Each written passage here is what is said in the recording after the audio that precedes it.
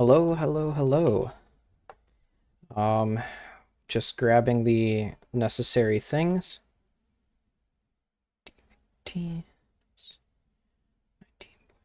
Just grabbing the necessary things we need to make for this evasion maneuver real quick.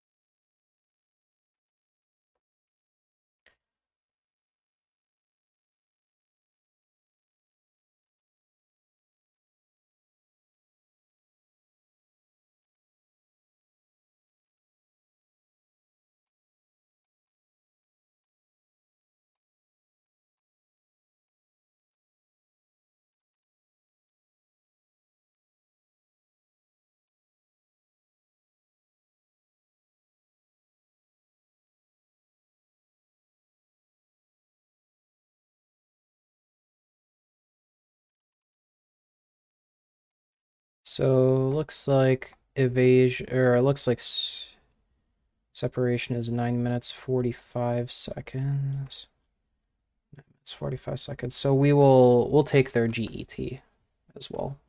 So GET 4 hours 39 minutes 45 seconds, just so I don't need to keep alt tabbing for this, since there'll be no other alt tabbable calculations.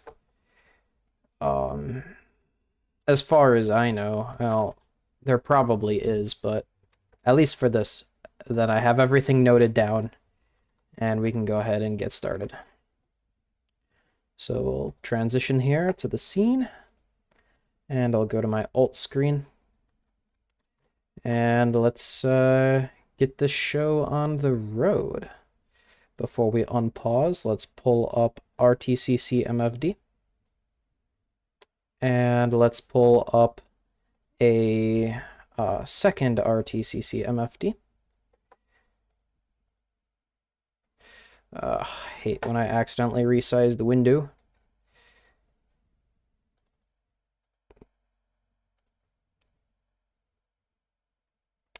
Okay. So that should be everything sorted out.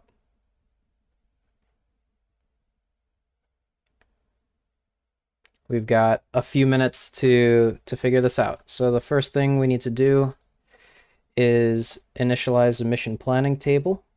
So we will go auto, command module, lunar module, so update, update, update,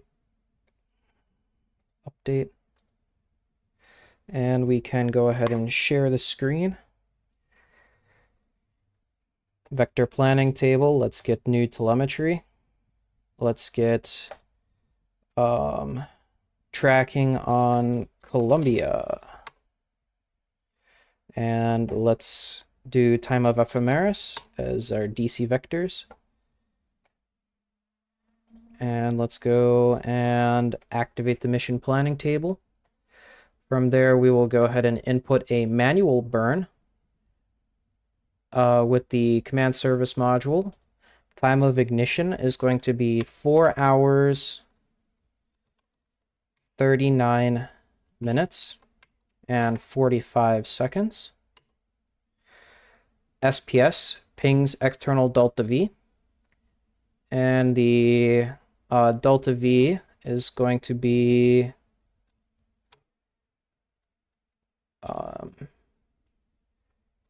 M40, comma.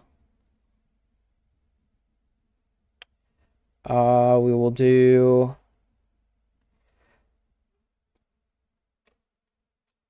5.1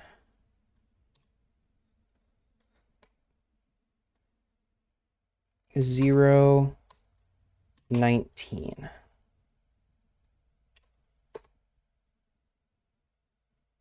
I totally forgot how to manually input delta V's into this. Here, actually, I've got a better way of doing this. Maneuver targeting, general purpose maneuver.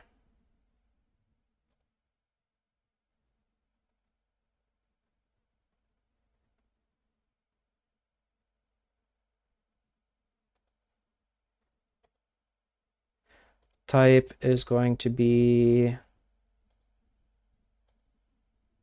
input maneuver.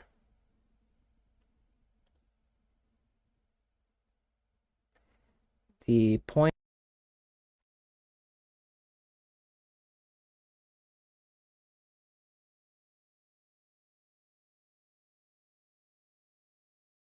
is going to be time.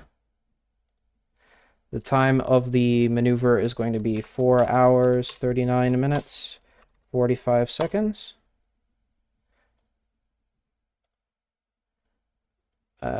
Delta V is going to be 19.7. The pitch is going to be 213. And the yaw is going to be 357.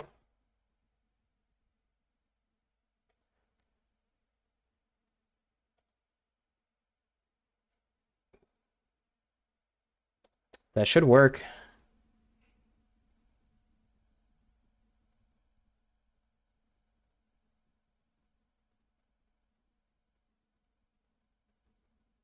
Why did that not work?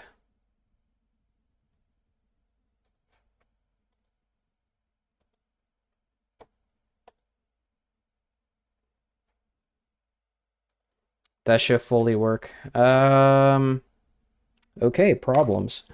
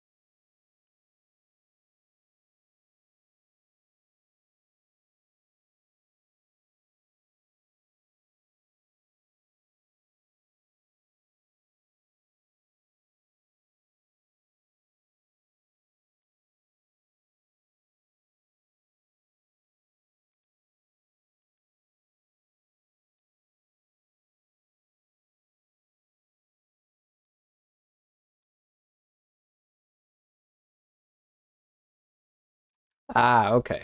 Okay, I see how this works. All right.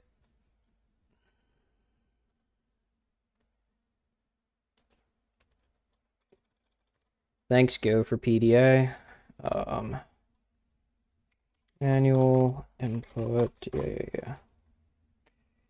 So then we would just need something like M40, comma, P2, comma, X, comma, Y, comma, Z.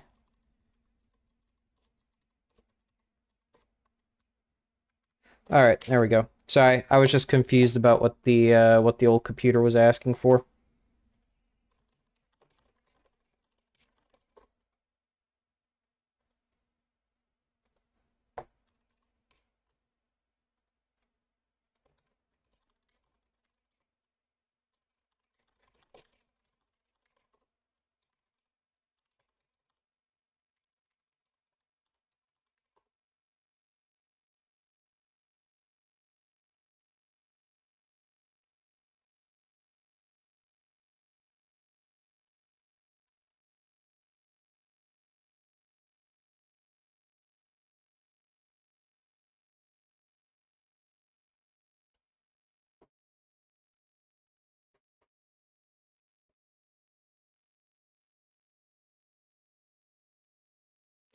You just input P1, P2 to switch it into that mode, and then M40 to load it. Okay.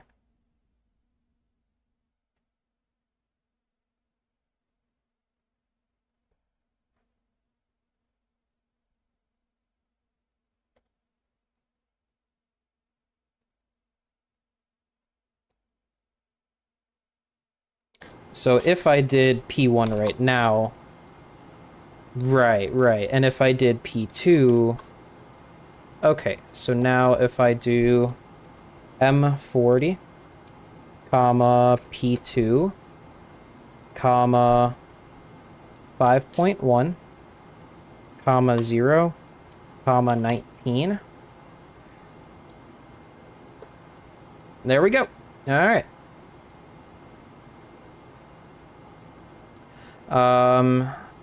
Ullage will be no ullage.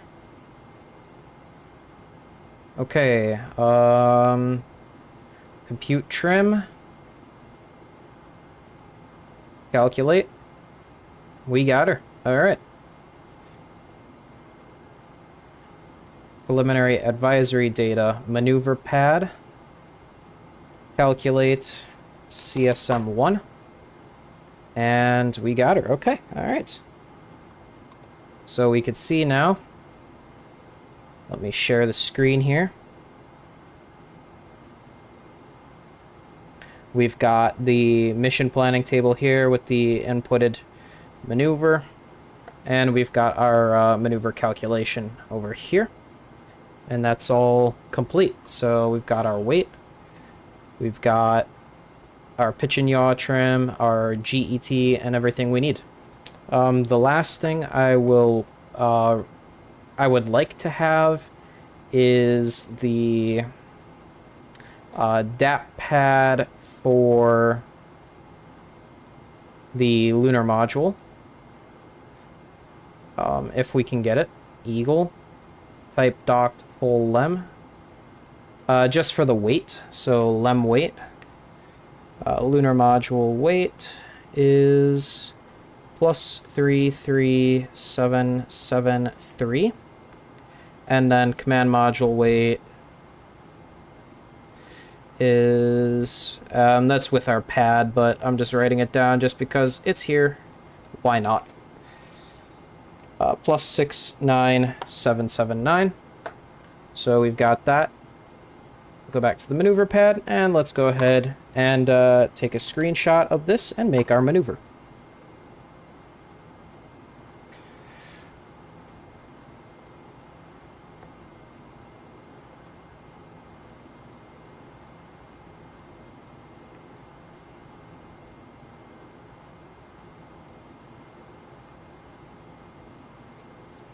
Okay.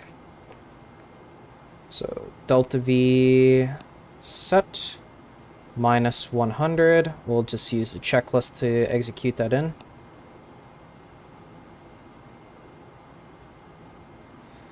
Verb 48, enter. Verb 24, enter. 21101, enter. 1111, 1, enter. Proceed. Verb 24, enter. Command module weight is 63779, enter. Lunar module weight is 33773. And we can load our desired SPS trim. Calculated for center of gravity, that's 0.97 and minus 0.23. Toggle the DAP here. So DET stop, reset, and it looks like we are just in the nick of time on that one.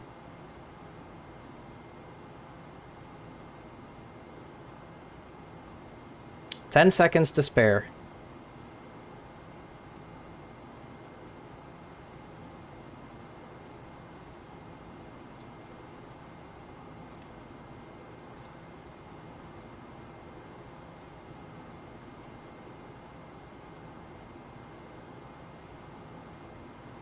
Alright.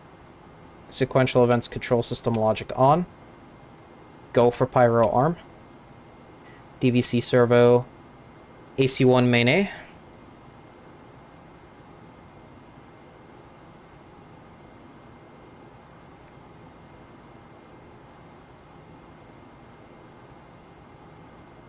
Yeah, well, I always make sure to pause if I ever have any RTCC questions. And then if it ever comes up, then I pause and I just write everything down. I take my notes and then I'm like, I'm good to go. And I quickly make the calculations. Because once you know how to do those calculations, they're really, really, really fast. So it's all just a matter of making sure that you have the time to type in what you need to type in. Then RTCC, of course, on modern computers is instantaneous.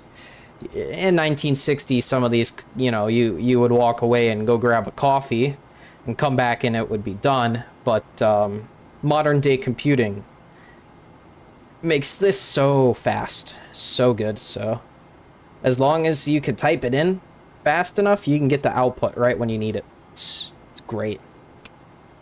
The marvels of modern computing. Okay, we're ready for ejection. I'm just gonna go ahead and hide that pad. You can't see it, but it's obstructing my switch. DET start and SEP. CMC auto. Translation. 1, 2, 3. Rotation. All right. Pyrotechnics safe. Logic off. Open the circuit breakers. S4B LM SEP Pyro circuit breakers. Open. Launch vehicle indicator to gimbal position indicator. TVC servo off. EMS mode standby. Translation control power off. Rotation control direct off. Uplink telemetry instrument unit to block. And there we have it.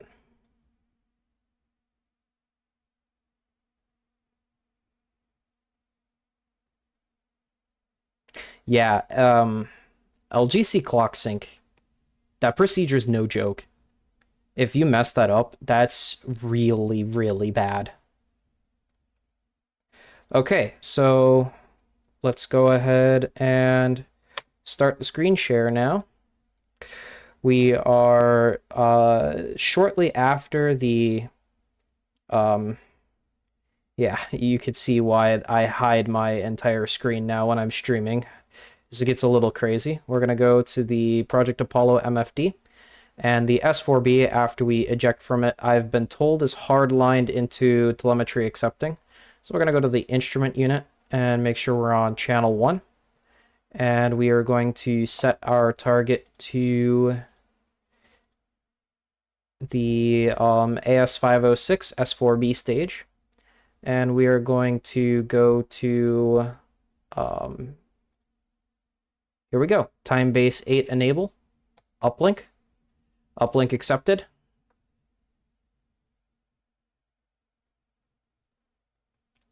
And that should be it.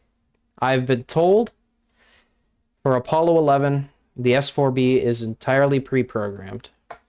So we'll go ahead, we'll knock this window out, and we'll just keep an eye on her and make sure that, you know, she's there.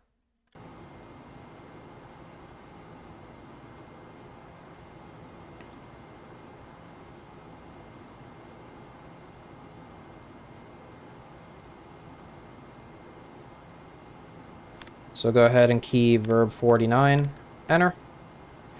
Okay, let me get that out of your way.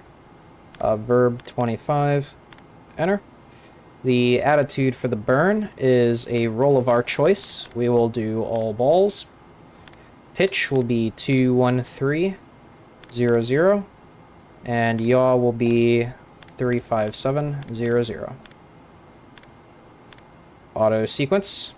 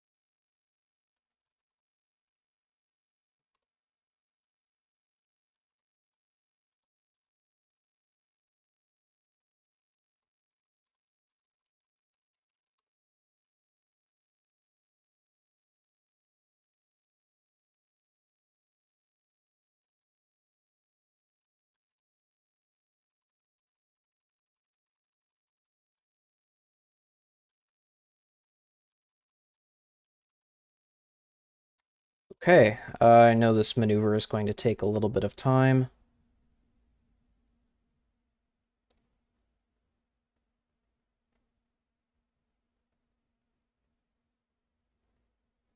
Actually, I do quite like this roll that we have here. It should be fairly easy to acquire the booster.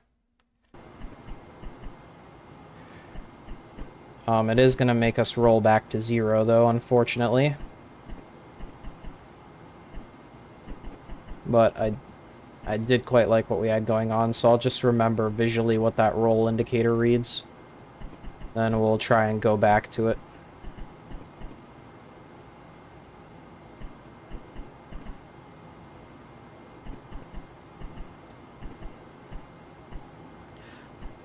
Did I see the virtual cockpit improvements are a PR now, so they should be coming soon? Oh, nice.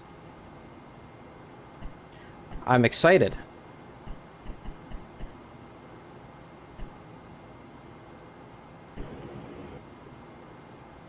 Okay, so we'll go CMC hold, and we'll actually go SCS on this. Pitch and yaw, minimal deadband, and then roll. Let's rotation. Roll left to visually acquire the S4B. And while we've got that in work, let's go ahead and queue up program 30.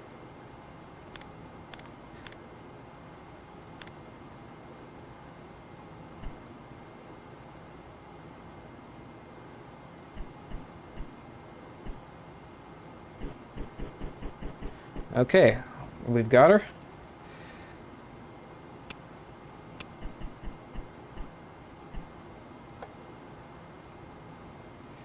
Alright, time of ignition for this burn is 4 hours,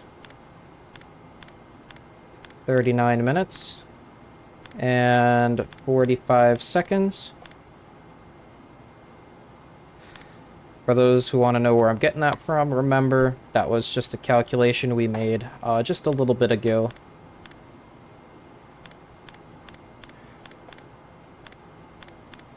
Using this RTCC here.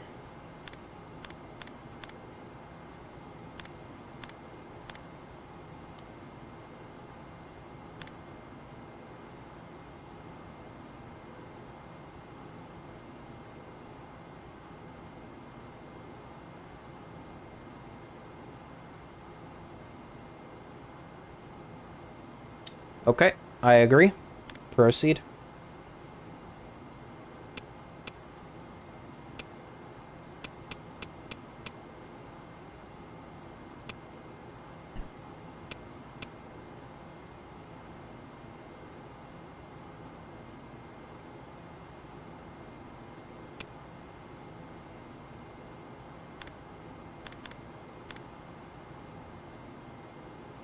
All right.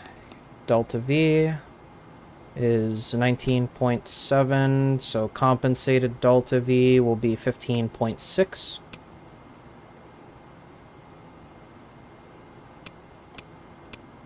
A little bit of a time crunch here now to get this going.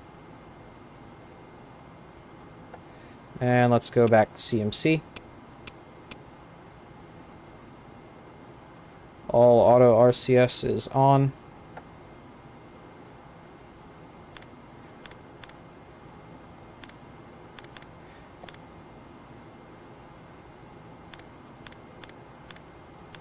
Program 40.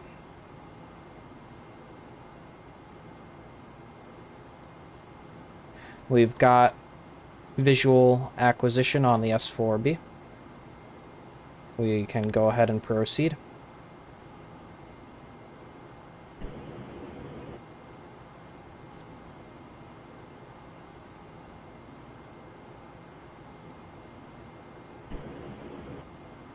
All circuit breakers are plugged in.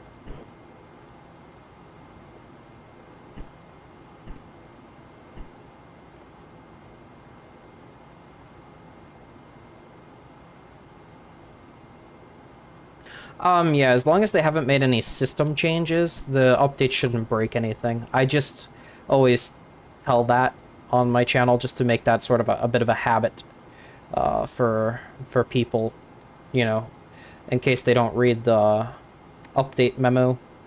I don't want their saves breaking, but if there's not any system changes, you can go ahead and update, that's fine.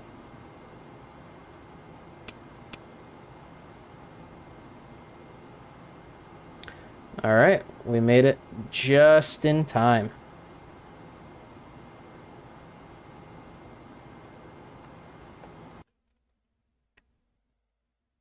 Drifting away, and pretty soon the S4B should theoretically be performing its time base 8.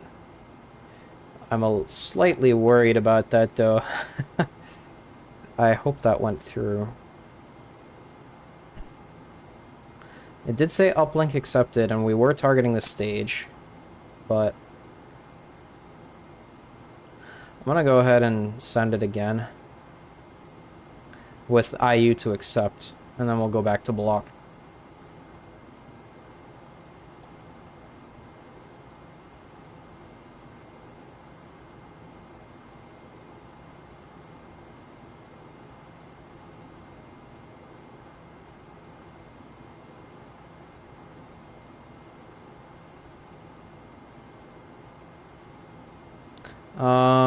Evasive yaw maneuver. Enable. Let's go on uplink.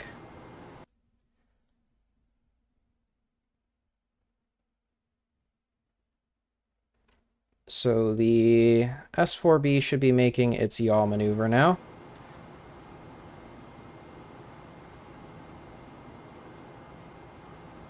And it's a bit hard to see.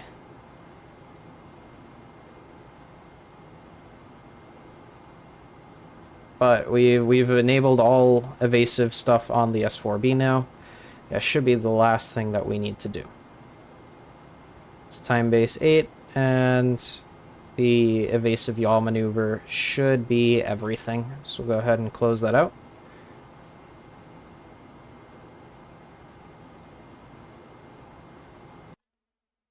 Oh yeah, she's definitely maneuvering.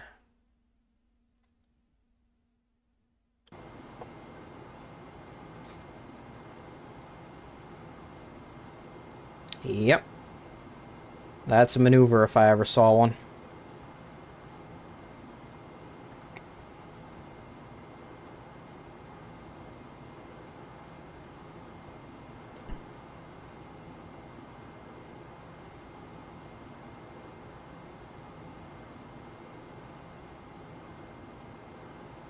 How's this going? We are actually almost full on this tank. That's impressive.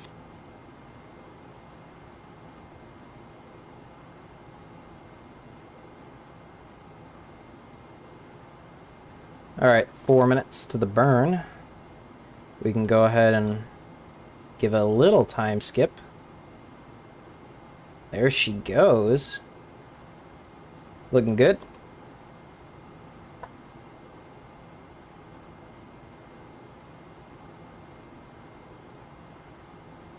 So all evasive maneuvers and everything by the S4B should be completely automatic from here on out.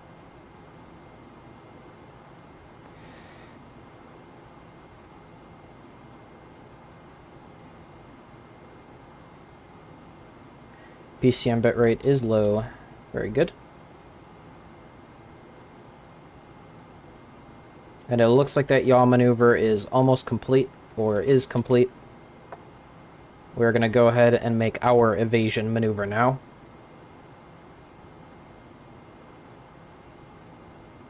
T-minus 6 minutes. Batteries are on the main bus. Thrust vector control servos are on. Translation hand control power on. Rotation hand control to AC only.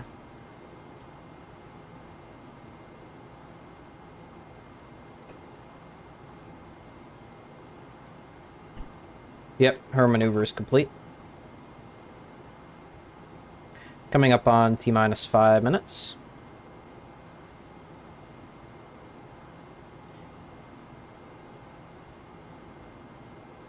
Mark. Pitch 1 start. Yaw 1 start. Verify. Translation. No manual thrust vector control is verified. Pitch 2 start. Yaw 2 start. And let's go ahead and check those gimbals. Okay, gimbals are looking good. Trim is, we'll go ahead and input +1 and -0.2. Manual thrust vector control check. Looking good. Here, we can even go outside and see her wag her tail. THC to neutral. Yep, there she goes. Rotational hand control, ACDC. Vmags to @1 rate 2. And we'll let the computer do its gimbal tests and take over of the engine.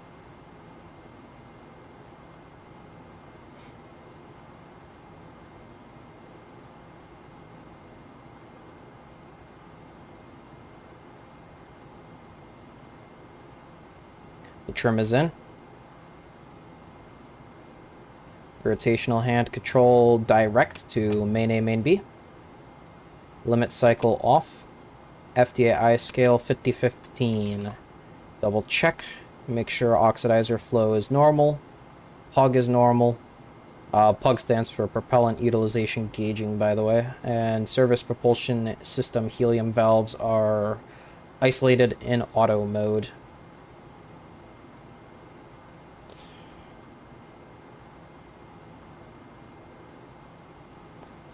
We'll get the seats. Don't forget to get the seats.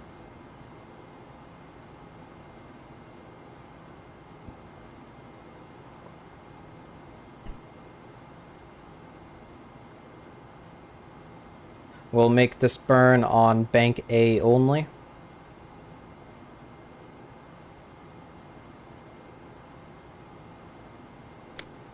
Bank A on.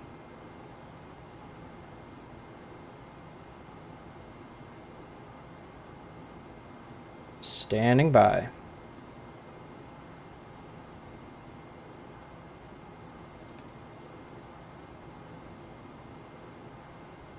And did the 7 entry and forgot the seats. Yeah, it's a deadly mistake.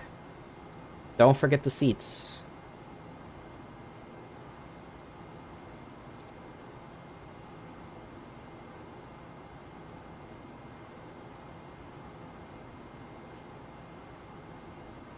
T-minus 35, Disky blank.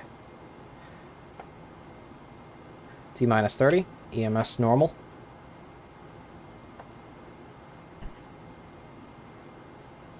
This is going to be an engine burn for a whopping 3 seconds. Just a short puff. 12, 11, 10, 9, 8, 7, 6.5. Verb 99. I confirm. Proceed. Ignition. Shutdown. Engine arm off. Gimbal motors off. Trim reset. Not because the checklist tells us to, but just because it bothers me. Thrust vector control servo off. Main battery bus ties off. Proceed. Do not trim. EMS function off. EMS mode standby. BMAGs to rate 2. Attitude deadband max. PCM bitrate is low. Trans control power off. Rotation control direct off. SPS pitch and yaw circuit breakers open. Proceed. Verb 82. Let's confirm where we're going. 127.2. And we predicted 129.2. Very good. Proceed. 00. Enter.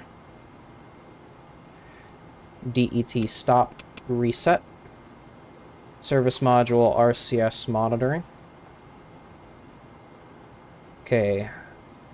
Temp is good. Helium pressure is good. Secondary fuel pressure is good. Quantity's good. Good, good, good, good. Good, good, good, good. Good, good, good, good. Good. Good. Good. And good. We'll monitor lowest quad, which appears to be quad Bravo. SPS monitoring check. Temperature is good. Helium pressure is good. Fuel and oxidizer pressure are good. Nitrogen A is good, and nitrogen B is good. Slightly higher on B because we actuated the valve only on bank A. So we got a little bit more pressure on the nitrogen valve actuating system for bank B. All's well. We've got good quantity, good unbalance. We'll go ahead and copy our current state vector to the lunar module state vector. And we'll go ahead and make our auto maneuver to a attitude of 2.5, 289.30, and 357.5.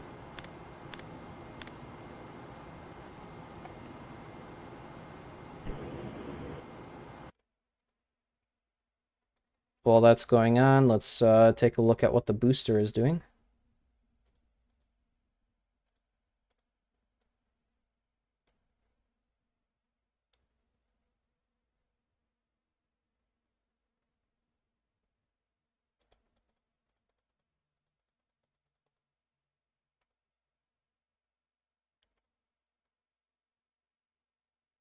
Looks like it's just chilling. We can go ahead and take a look at what the booster situation is looking like. It's at time base 4. Oh, excuse me, that's one.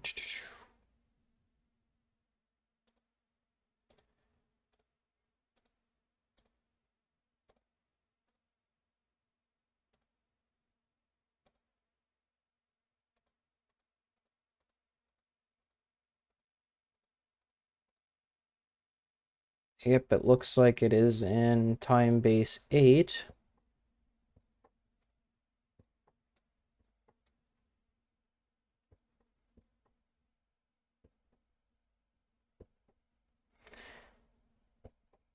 Okay.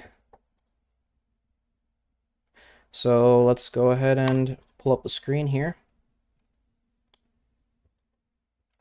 And we're actually going to be able to get to observe the slingshot maneuver. Let's go ahead and wipe out M62,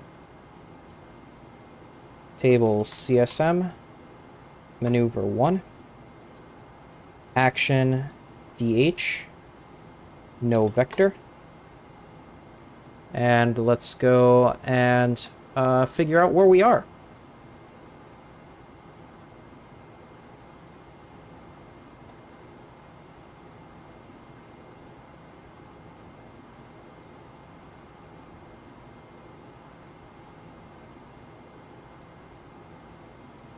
Just browsing the options to see if there's any instrument unit, anything, and it doesn't look like there is under utility. Let's go ahead to MCC displays, and let's pull up our space digitals on display 82. And what we are most interested in, let's make this a little bigger. What we are most interested in is vector 2. This shows us our GET of closest approach and our height at closest approach. So we are going to do GET, and the parameter for which is U01, column 2, option GET. And we want to inspect a time that's, you know, somewhat in the future, but pretty close by. Let's go with 5 hours.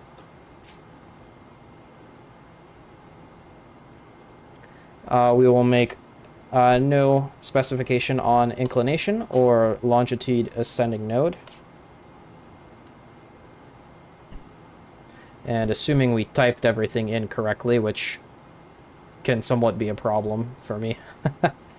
U01, comma, column 2, comma, GET, comma, 5, colon, 00, colon, 00, comma,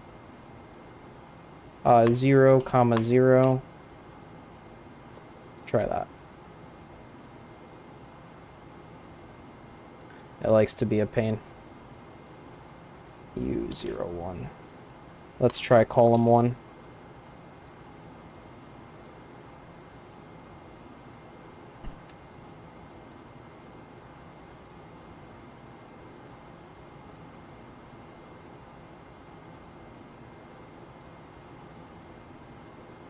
U00, comma, CSM. There we go. Excuse me, forgot to tell it that I was looking at the CSM. U01, column 2, option GET for 5 hours.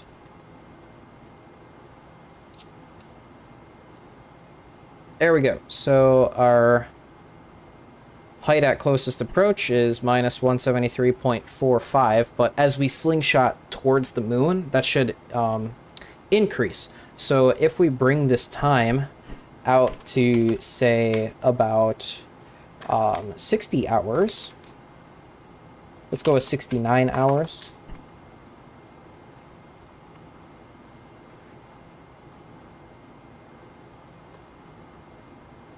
It should... yeah, it should have us increase in our height. Time at closest approach of 76 hours, 5 minutes does make sense for this mission.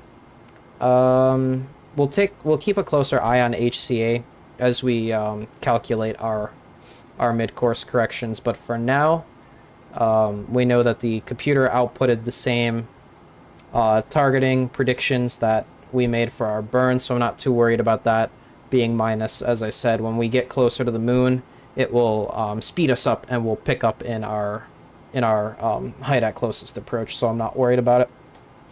We can go ahead and deactivate the RTCC for now.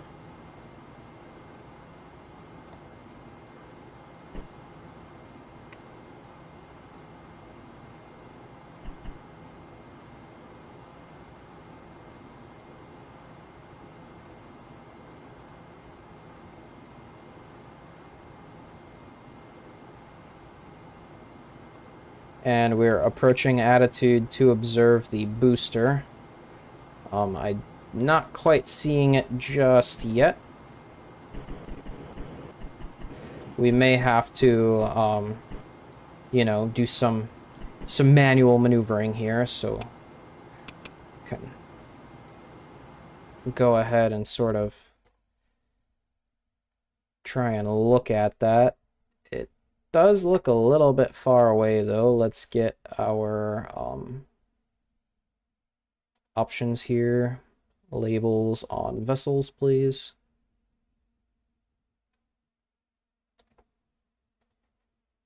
Yeah, so she does look a little far away.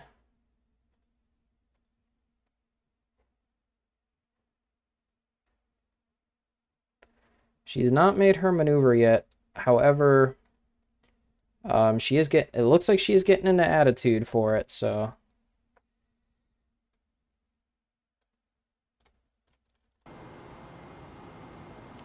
yeah, it just looks like she may be a little bit far, too far in open orbiter to see it. In orbiter beta, I know that I would be able to see it. I've tested it, but in open orbiter, they've changed the render distancing. As you can see, we can't even see the vehicles, and we did just do a small burn in this direction, so we should be able to, of course, see it. Should be rather obvious, but that's okay. We'll watch it from here.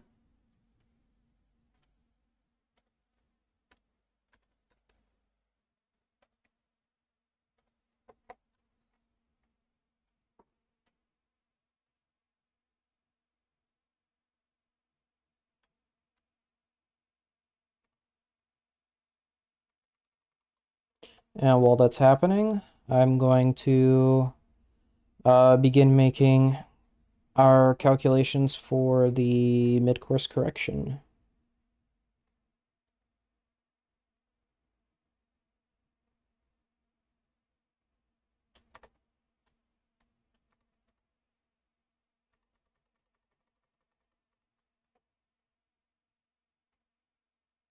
So TLI.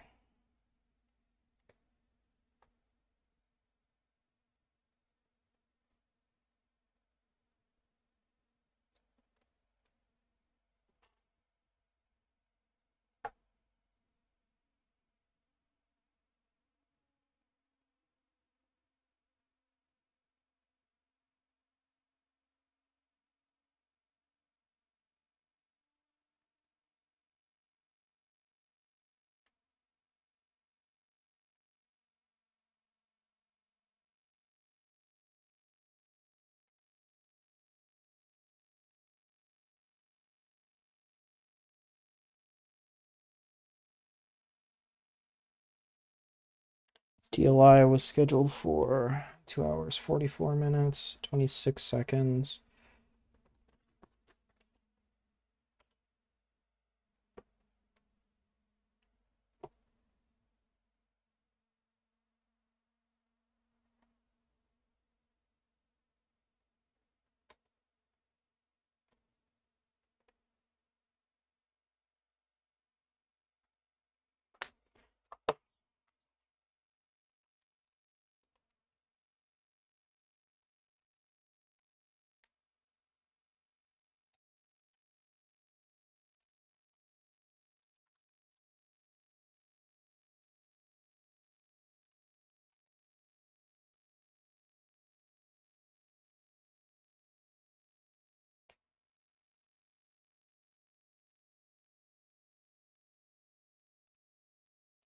Our burn time was 5 minutes, 20 seconds. We had a burn time of 5 minutes and 47 seconds.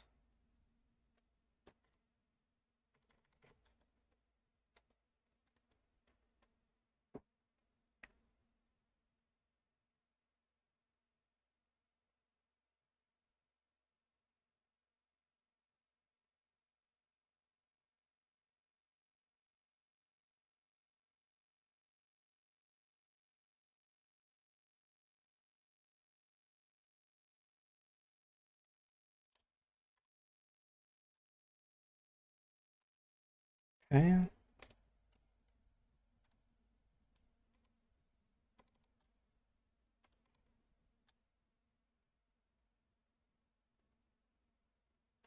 So that would bring us out to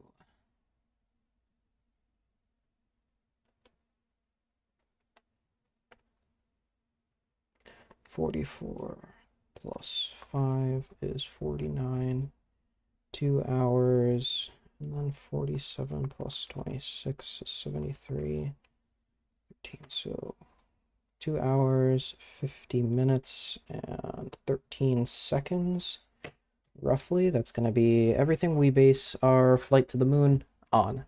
That time exactly. 2 hours, 50 minutes, 13 seconds. A little bit of an error in the seconds part. It's a little less accurate since I forgot to write down the exact TLI ignition time, but it's okay.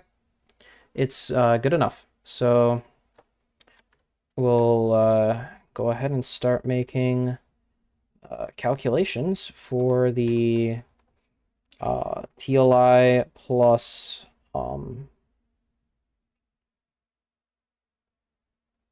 11 hours.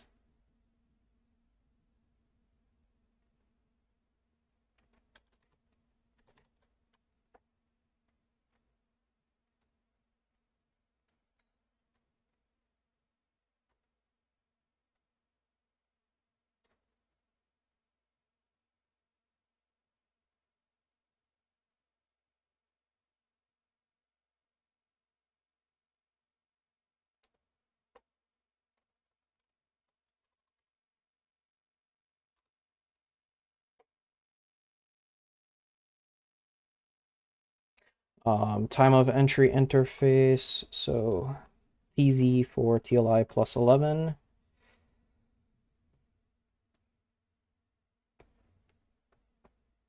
On the road again, yep, TLI plus 11. TZ will be 49 hours and 23 minutes and 00 seconds. And a time of ignition of about 13 hours, 44 minutes, 11, 12, 13 hours, 44 minutes. Yep, that looks good.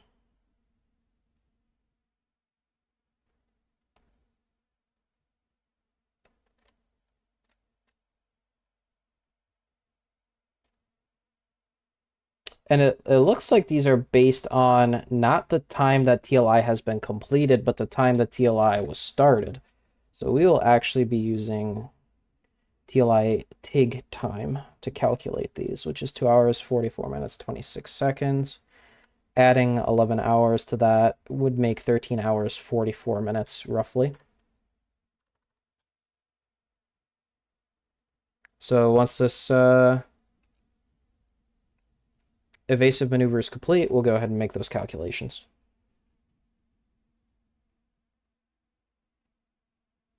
Or excuse me, slingshot maneuver, that is. We've just done booster evasion not too long ago. So their TIG for it was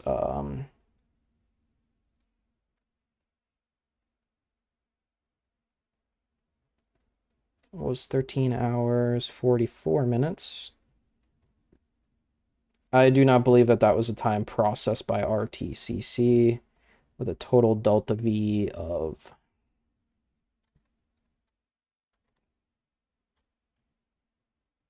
4,793 feet per second. And it looks like it's MPL landing, so mid-Pacific landing at 165 degrees west. And that should be everything that I need for referencing.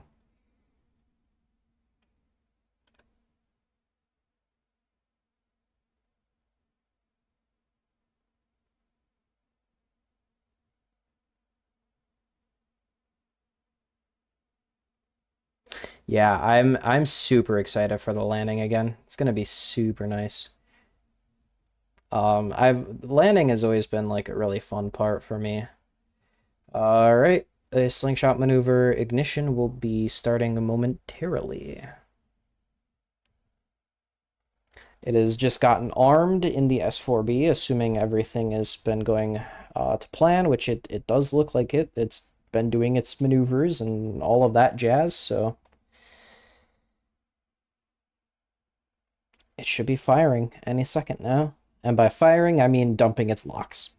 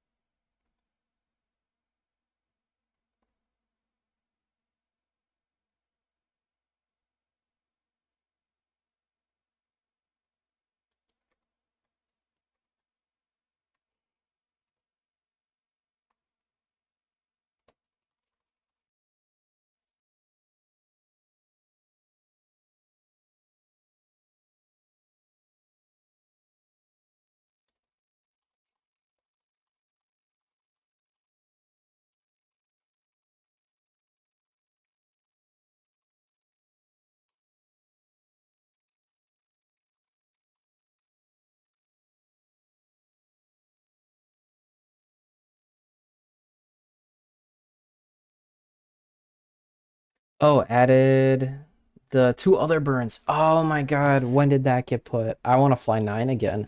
I literally just flew it, but I want to fly it again now that the booster does those other burns. Oh, that's gonna be cool. Because I remember seeing it on the flight plan and was very disappointed by what I thought was a bug this entire time, since it never like lit up for me. Turns out I guess it was just not added. There she goes. It's in. Oh my gosh, I've been doing things right. You love to see it. Ah, what a beauty. I mean, hey, this is stuff SpaceX has been really struggling to do. We got a booster relight, booster maneuvering, and a booster maneuver by just dumping cold gas. These are the three demonstrations that SpaceX has continuously failed, so Apollo does it the first time. Every time.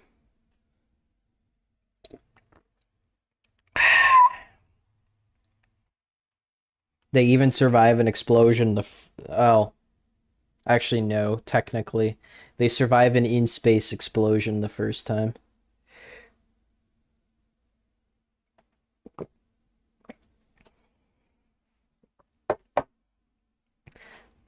No shame to SpaceX, it's just, that kind of suck.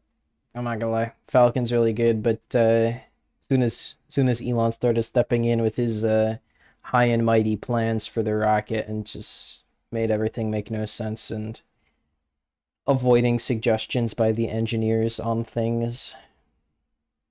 Never avoid suggestions from your engineers. It's never a good idea. Doesn't look good. Can we see this from the command module? I'm actually curious. Nope. Yeah. Oh well.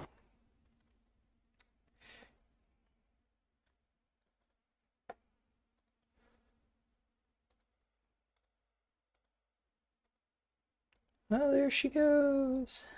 Uh, that's exciting. Going to the moon once again. I should get a photo of this. No, maybe not that much. Let's... For the thumbnail. There we go. Actually, let's move it a little bit over. There we go. 7:10:25. Oh yeah, I finished my stuff a long time ago. In a galaxy far, far away.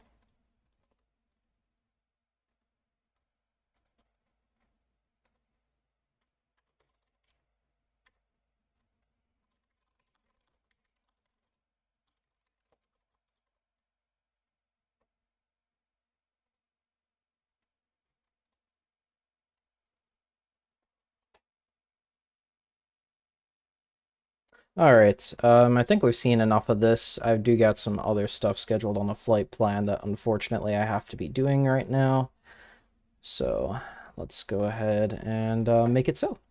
Oh, it looks like the lock stump is complete. Now she's just doing helium now. The big dark plume is gone, and she's just finishing up on helium now. Running on fumes.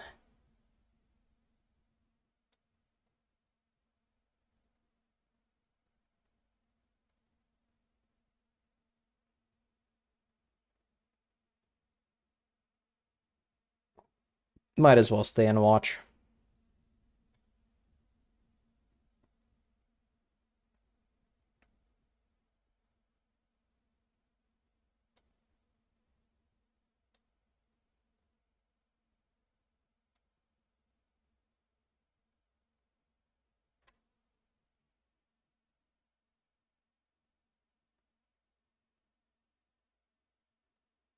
Oh, nice, nice, yeah. Feel free to message me anytime that you need to do that hard stuff with the computer if you ever need any help. Just message me and I'll tell you if I'm available.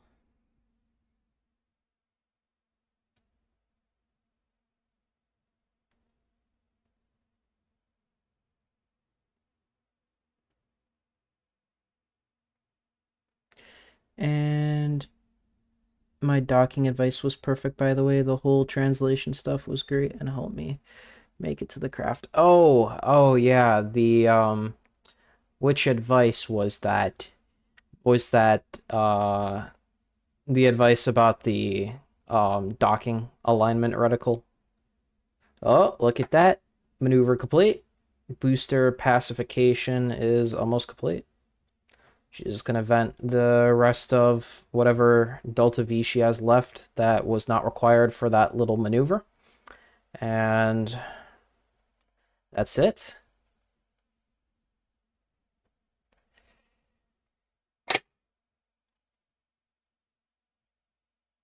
Oh, for Gemini. Oh, yeah, yeah. My advice about not changing your attitude. Absolutely. You wouldn't do it in real life, so.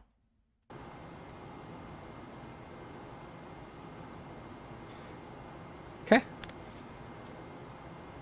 Suit circuit return open.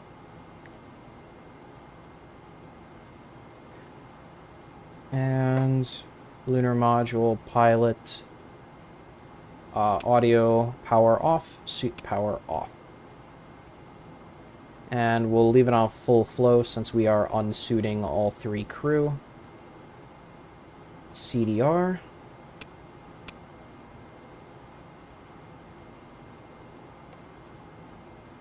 CMP.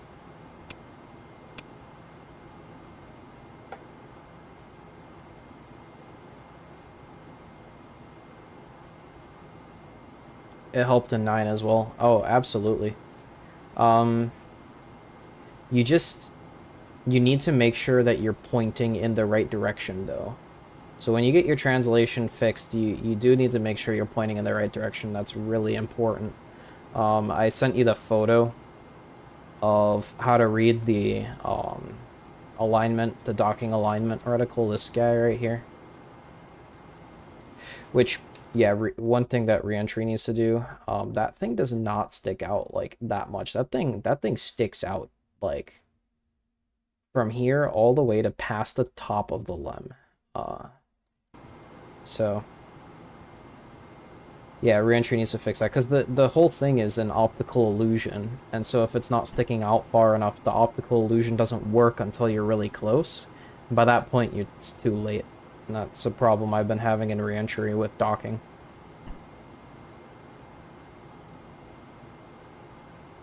It's more responsive compared to Apollo. Yeah, not in real life though. Not in real life. Well, I mean, yes, in real life it's more responsive than Apollo, but not as much as it is in reentry. Um, it's very responsive in reentry.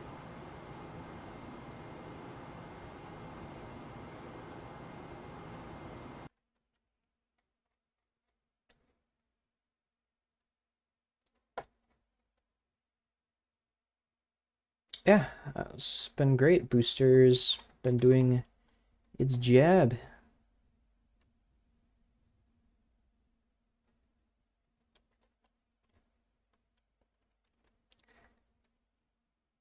As far as I know, I don't need to worry about the booster.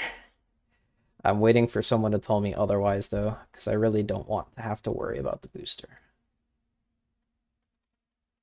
Let's get a charge on battery B.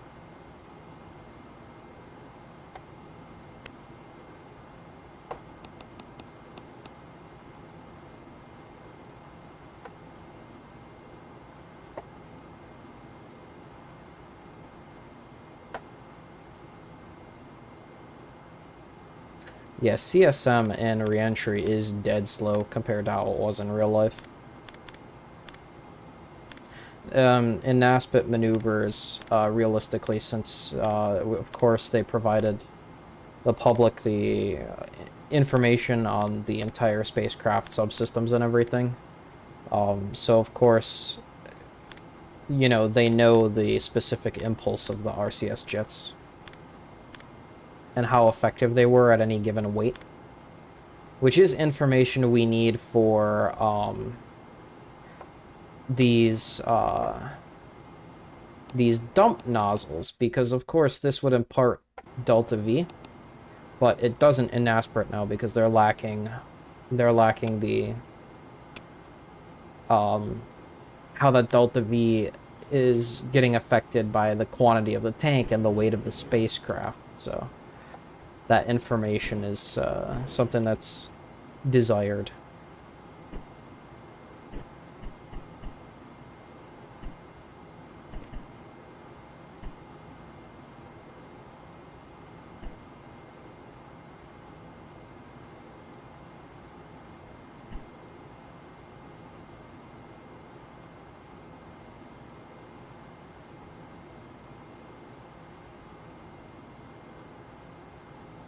Well, we know the specific impulse of the RCS jets with a given fuel pressure and a given weight of the CSM. That's information we know because it was provided to the public in with the CSM subsystems, the Apollo Operations Handbook. So we know how all this behaves. That's why it's the thrust is realistic in NASP. And even with the SPS. All that information's already known. Also, geez, that Earth got small. We can go ahead and start making our calculations here while we're waiting for the IMU alignment procedures.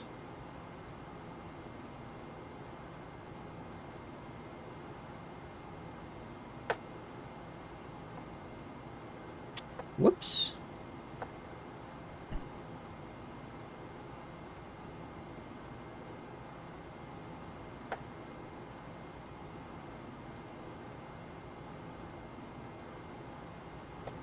Okay, so for P37, let's go ahead and initialize MPT. Auto. Update. MED. Update the spacecraft weights here.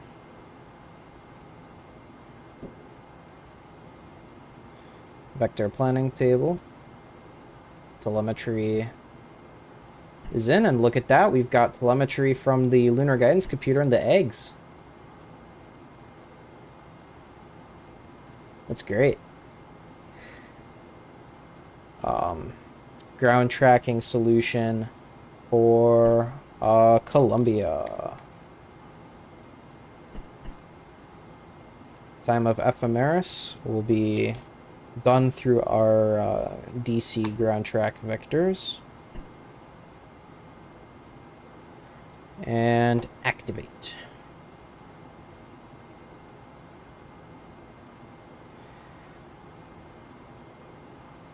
Okay, maneuver targeting.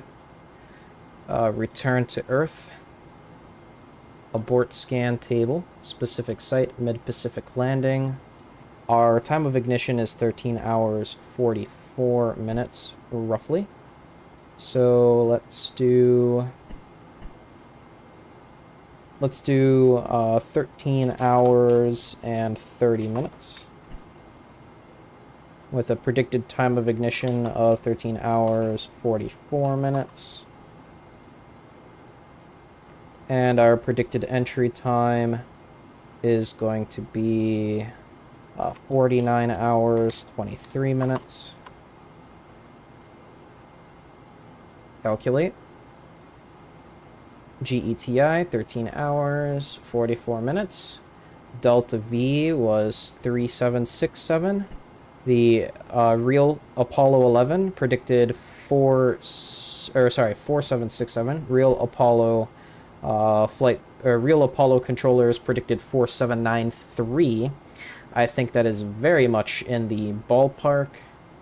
Our velocity at entry interface is 35,524 feet per second, with an entry interface time of 49 hours, 23 minutes, and 33 seconds. We can go ahead and make further calculations on our return to Earth digitals. No ullage here. Heads up. And let's iterate on that. So, we are making our ignition time at GETI, 13 hours, 40 minutes, 41 seconds, 41.37 seconds. Total delta V of 4,766.6 feet per second. That would be what we would get if we plugged it in a P37. P37 does, of course, make its own calculations, so this right here would be all we need. So let's go ahead and nab those calculations.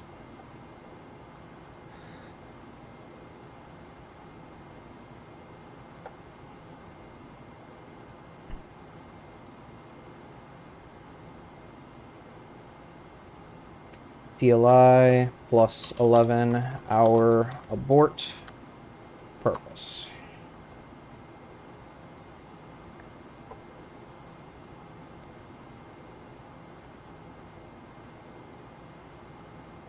Okay, let's perform wastewater dump.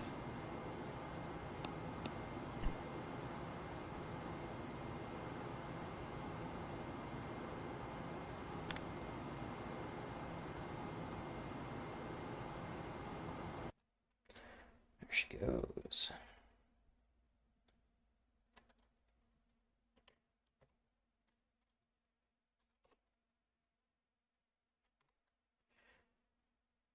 Okay, let's make our mid-course correction calculation now. So, mid-course correction...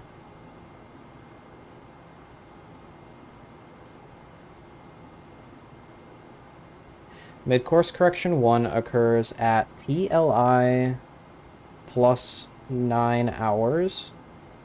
So MCC1 occurs at TLI plus 9 hours.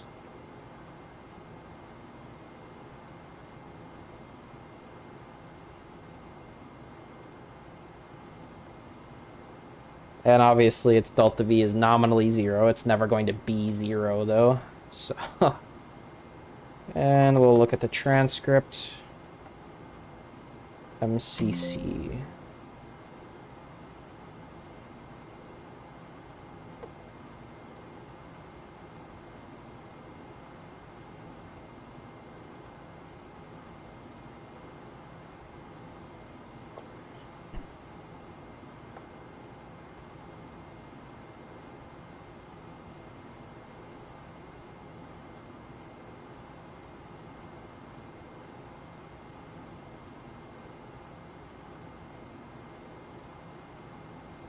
Alright, looks like they're not going to be making that mid-course, or possibly not making mid-course correction 1 in real life. So let's go ahead and make our calculations anyways.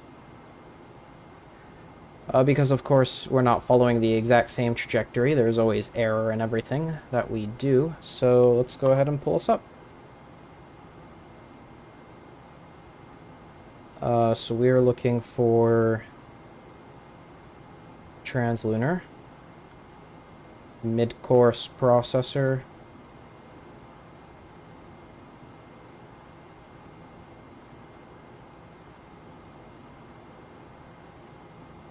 And we are doing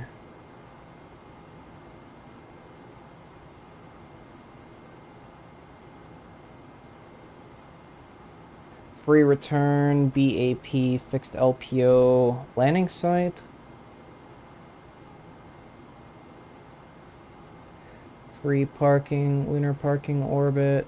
So we'll be doing obviously a free return.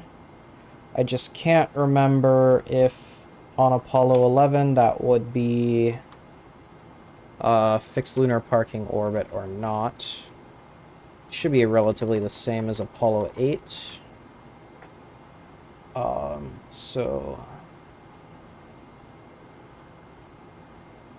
Free return, best adaptive path.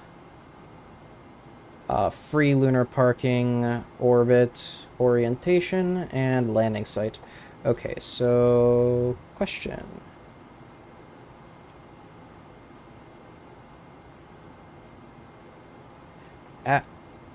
Every time I ask Captain Swag, he always says he doesn't know. So, well,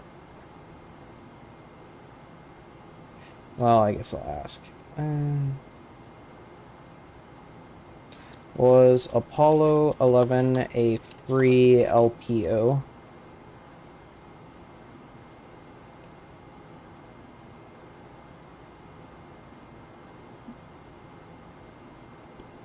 Yeah, you'll never fly the same mission twice the same way. I mean, always the same objectives, the same burns and everything, but sometimes you scrub mid-course correction, sometimes you do mid-course corrections. The trajectory is always different.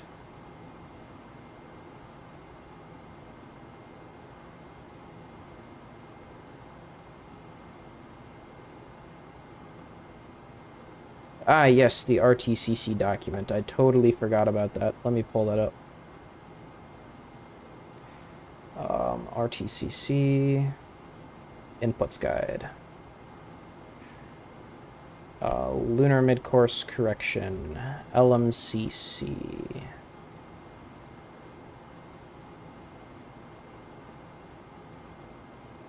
Apollo 8, 10, 11. Use option 3. Free return. Yep.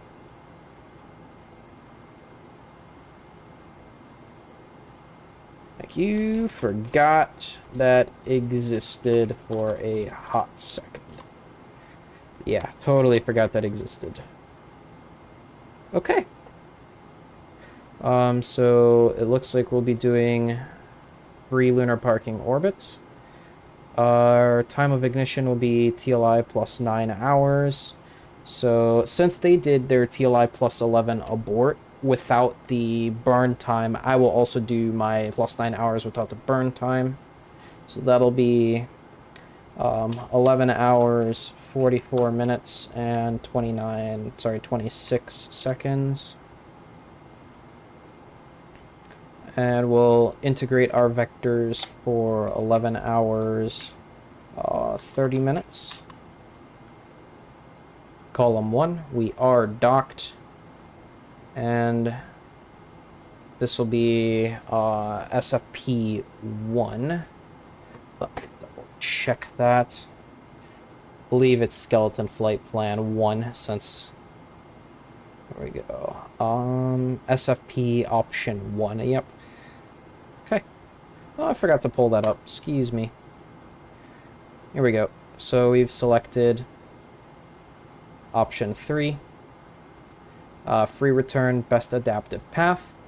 Free lunar parking orbit orientation. We do have a defined landing site. We'll integrate our vectors at 11 hours, 30 minutes. We'll predict our ignition time at 11 hours, 44 minutes, 26 seconds. We'll go on column 1. We are docked, and skeleton flight plan will be pre-flight. MID. Calculate. You know what? I forgot to initialize the skeleton flight plan. So I should go ahead and do that. 1 second.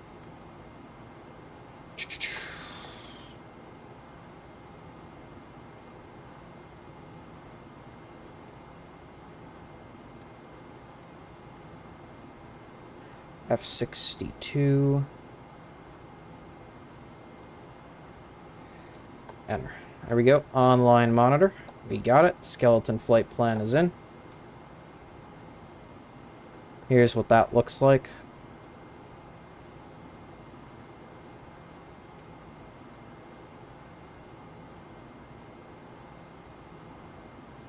We'll go ahead back to the mid-course correction processor. MID calculate. So it looks like our delta V is 9.3 feet per second. Now we will go ahead and let's make this a little bit bigger for you guys to see. I'm going to go ahead and consult the Apollo 11 ground rules. So Apollo 11 ground rules.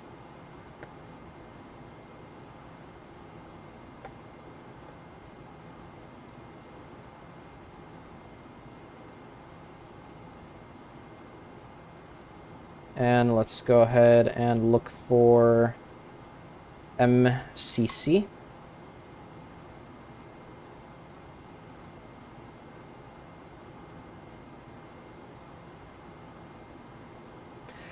So translunar MCC execution criteria.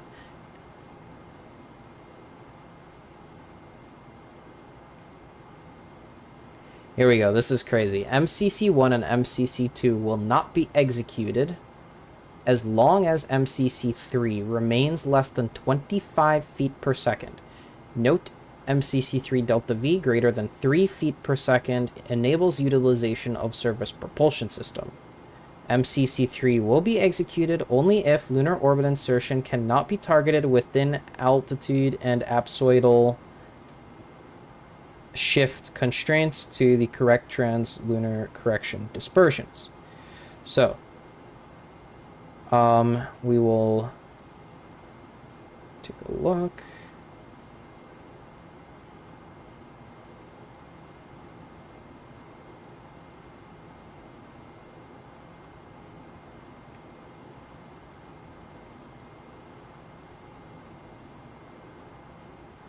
Hello, Owen Schnell.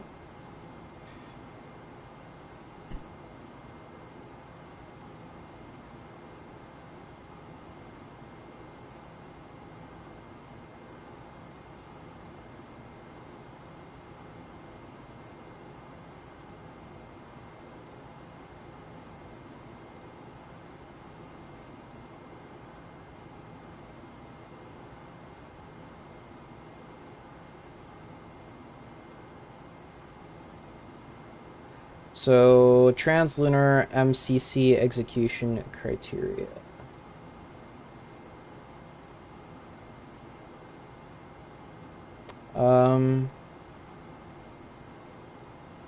So let's take a look at the flight plan, and let's look for MCC3. MCC3 is going to be at lunar orbit insertion minus 22 hours. So MCC3 is at LOI minus 22 hours. So let's go ahead and try this out. So we've got mid-course correction 1 calculated. Now we need to figure out what our lunar orbit insertion time is to figure out if we burn MCC 1 or 2. So let's go to Space Digitals 82. We'll get our GET. So U01, comma 2, comma GET. And lunar orbit insertion, we'll just predict at 69 hours, 10 minutes.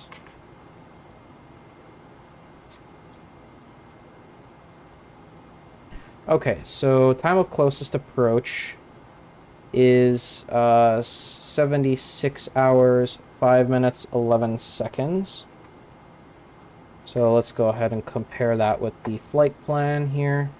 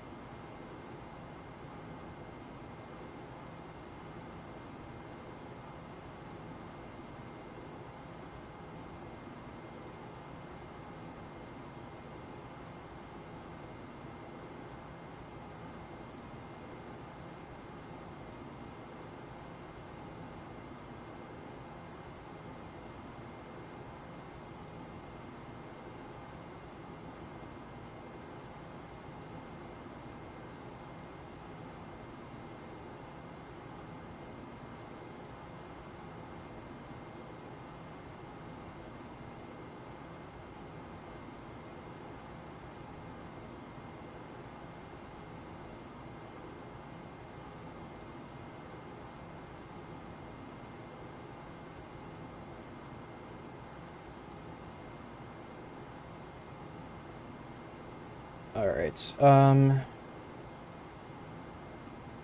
MCC1 will be performed if delta V would exceed 25 feet per second if delayed to MCC3 LOI minus 22 hours.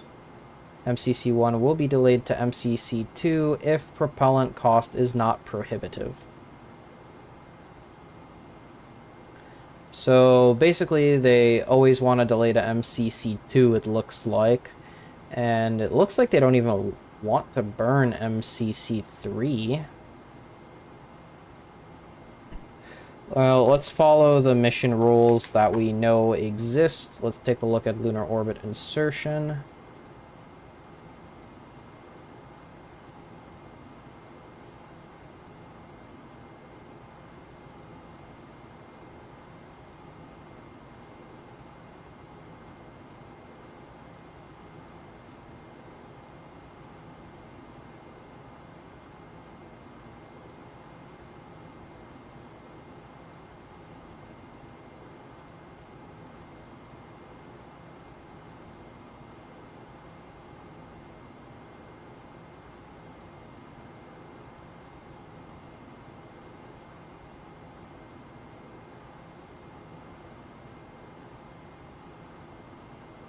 So their predicted ignition is 75 hours, 54 minutes.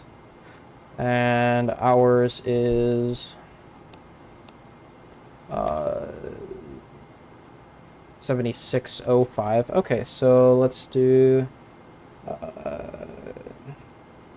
LOI 1 to be at 76:05, 11-ish.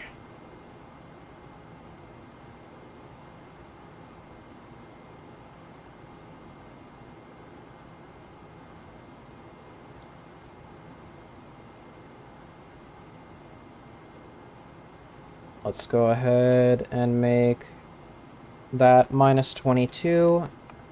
So 76 minus 22 is 54. So let's pull it up.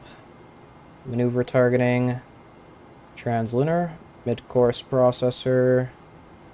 Time of ignition is 54 hours, 5 minutes. And we'll truncate off the seconds. And we'll do 53, excuse me. Yeah, 53 hours, 30 minutes for vectors. Let's go with column 3. And let's assume that's pre-flight. Might calculate. So delta V here would be 24 feet per second. So according to the ground rules that we have here,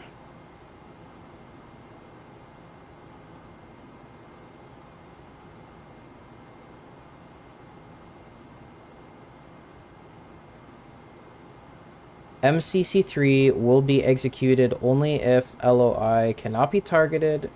Yeah, excuse me. MCC1 and MCC2 will not be executed as long as MCC3 remains less than 25 feet per second.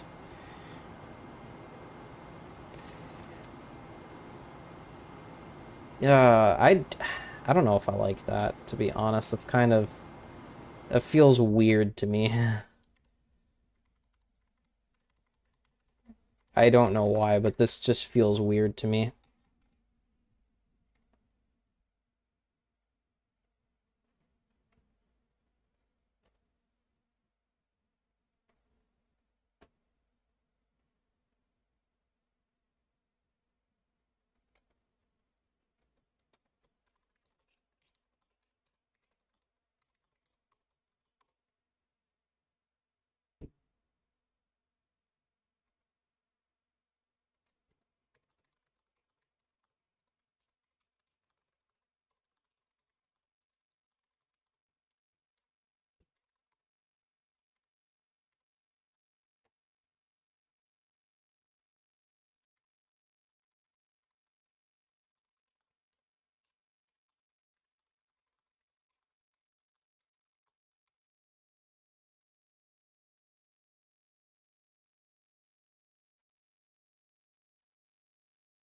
I mean, they're a heck of a lot smarter than I am. That does feel just a little bit weird.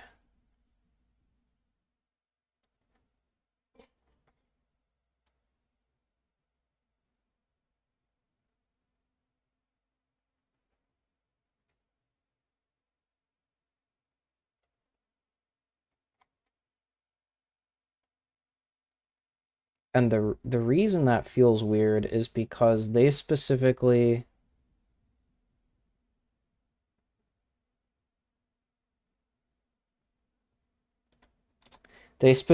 scrubbed that from the flight plan. That's why it feels weird to me.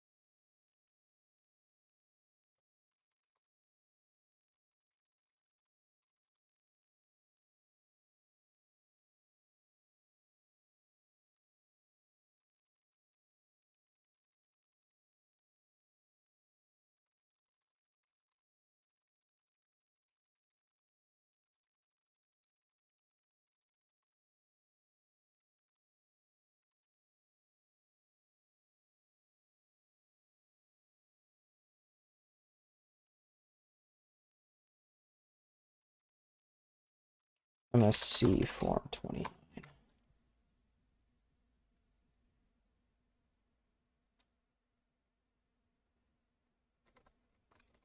Final edition.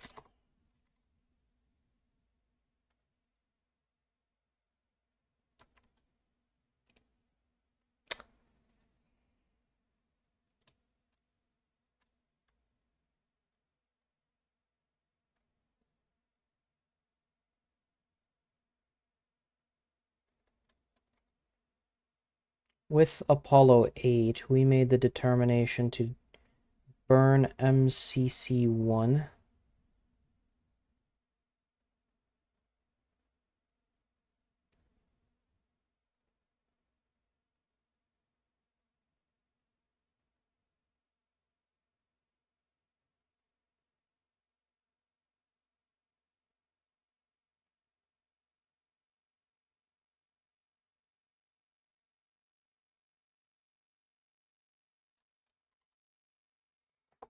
What page is this? This is page 3-10.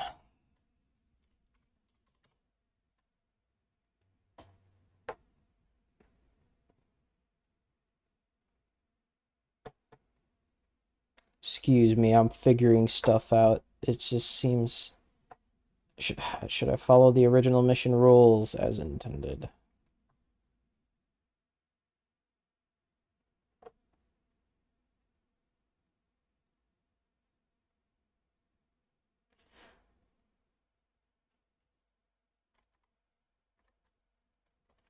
The mission rules do state to not do MCC3 basically at all costs.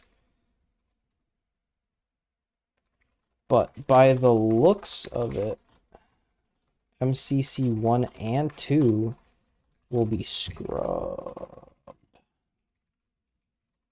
IRL, they scrubbed MCC 1 in favor of MCC 2, and I know with the SFP, I need either 1 or 2 executed, to my knowledge. So I think I may do the same. Scrub MCC1 in favor of MCC2. Taking a look at their transcript, they said that mid-course correction 1 was a 17 foot per second burn. So IRL MCC1 was a 17 foot per second burn, and they did scrub it,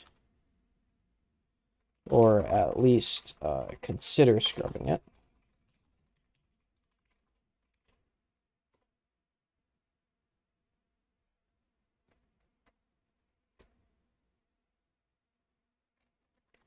So I think 9.3 feet per second would definitely constitute a scrub, since they did say MCC2 should be executed.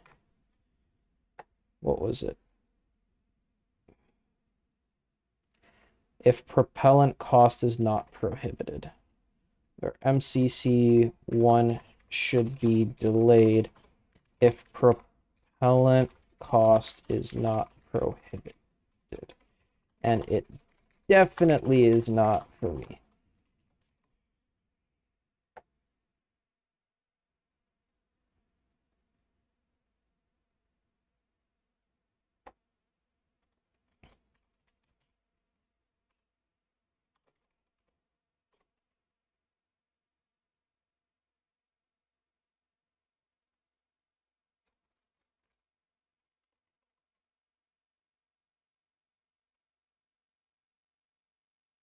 Generally speaking, you always want MCC1 to be a scrub unless you have to.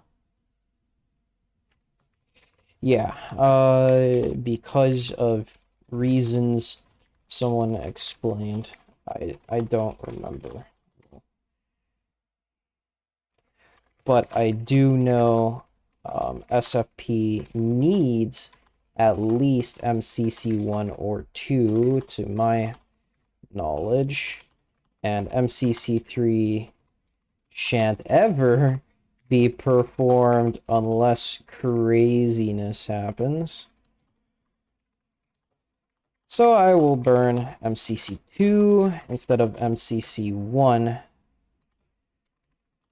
That's my final decision as commander of this mission.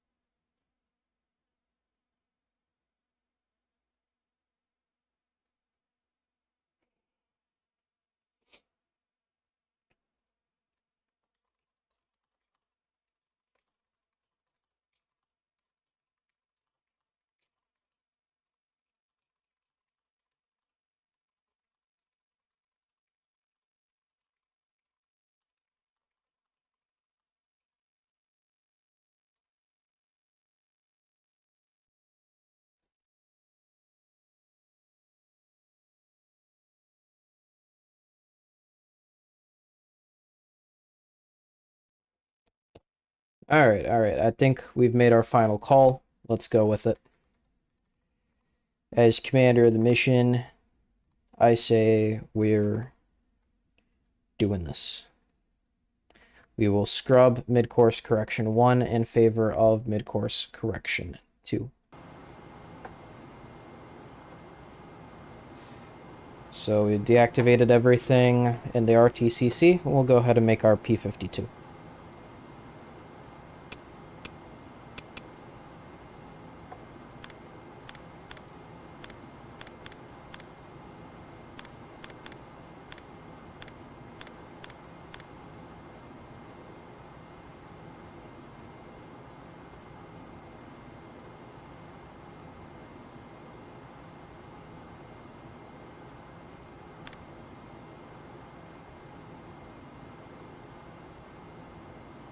Oh, yes, so bloody course you would choose star 24, wouldn't you?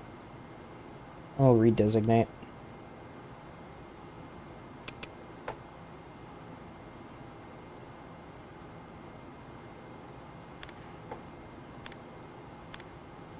Dot! Of course, and I literally said I would redesignate and proceeded to immediately forget to redesignate. That is exactly what happens when you have muscle memory. Is any P23 going to happen? Not today. I just don't have the time.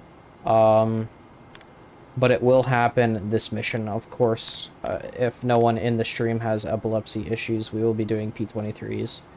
I've just made the executive decision to scrub them for this day just because I'm out of time. I didn't expect me to take so long to make an MCC decision. I wanted day 1 to end 18 minutes ago, so...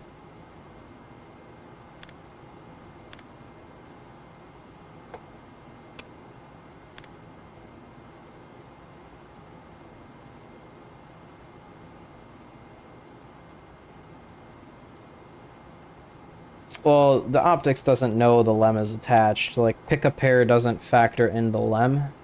So it's just whatever, you know?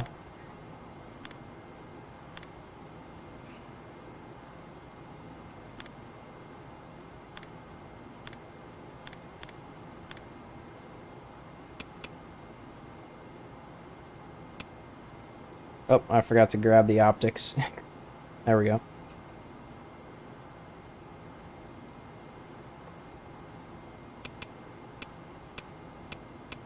Oh, look at that. GDC line is within our domain here.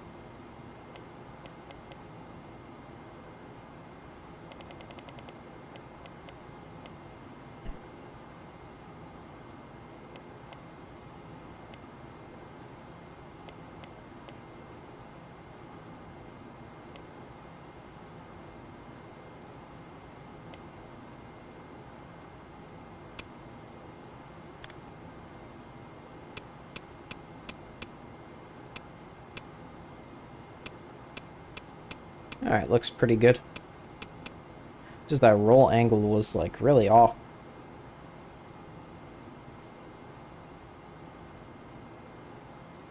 Yep, we copied the block data, and we've decided to scrub mid-course correction 1. And we've decided to scrub optics marks.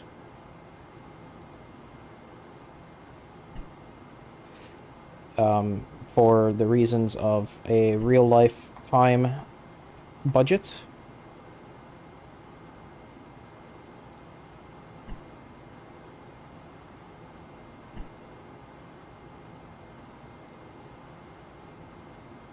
Oh, cover my meters. Oh, thank you. Yes, yes, let me do that.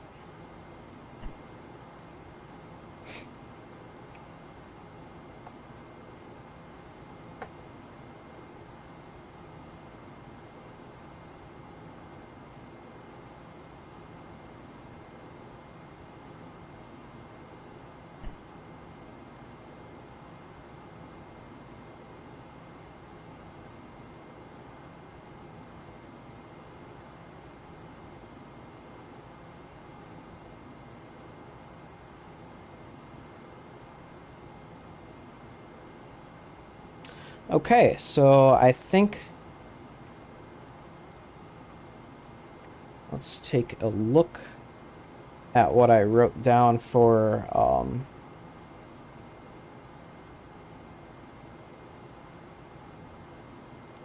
did they even use a PTC refs mat?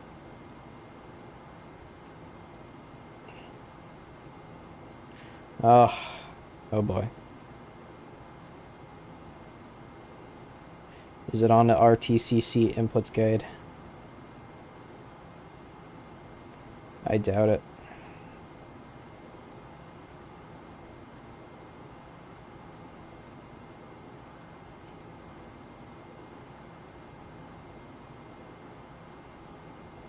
Ah, here we go.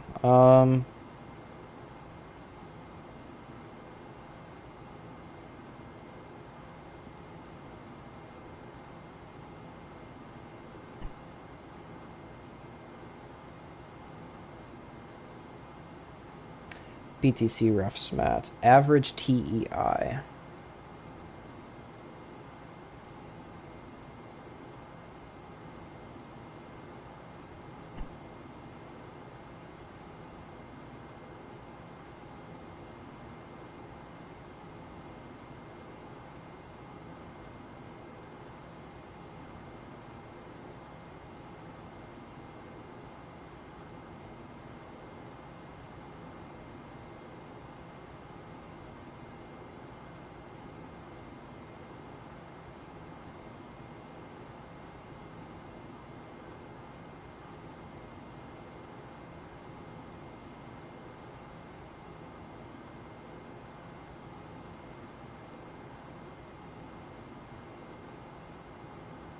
So according to the burn rules,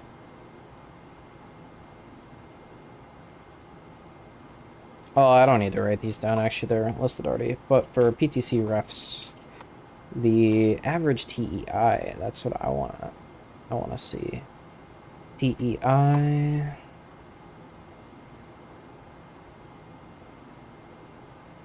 MJD.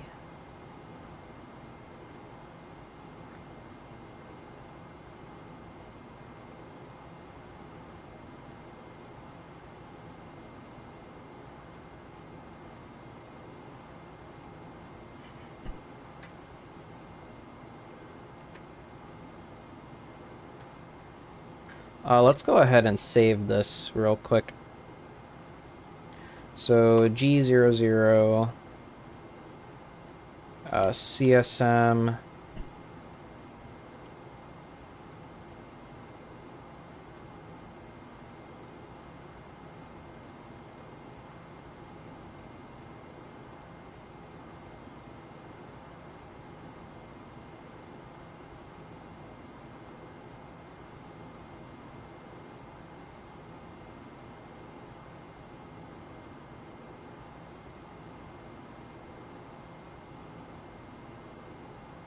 we'll save it. We could save it in the lem slot for now. G00 CSM cur lem cur.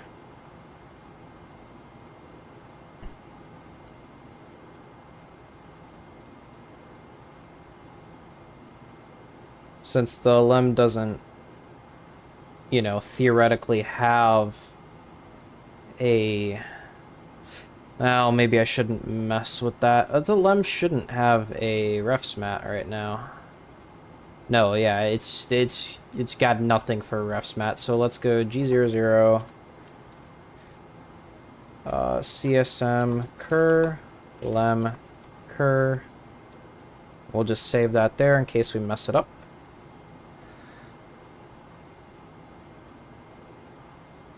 Right.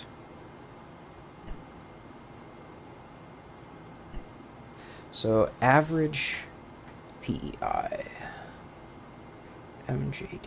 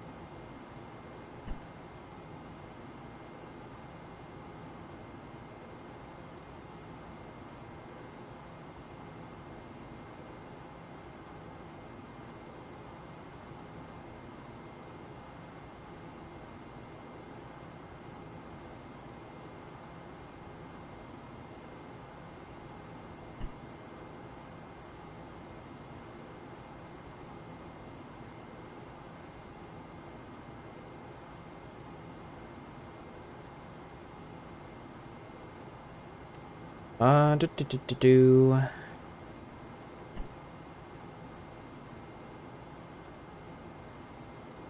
Modified Julian date. Okay. Alright, alright. It's all making sense. So this should be unchanged.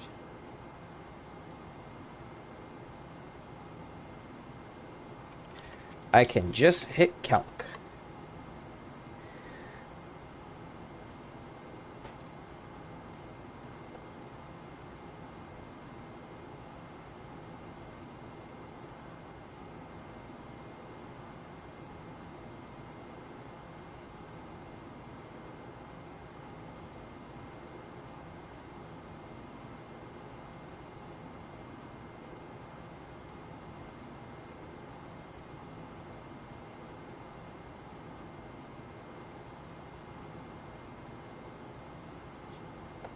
It's set up by the mission file. Okay. As I thought. Thank you. So PTC refs mat, leave the modified Julian date unchanged. So PTC refs mat, leave modified Julian date unchanged.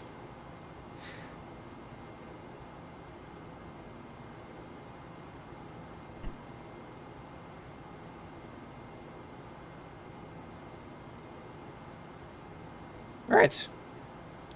So we'll just go ahead and calculate.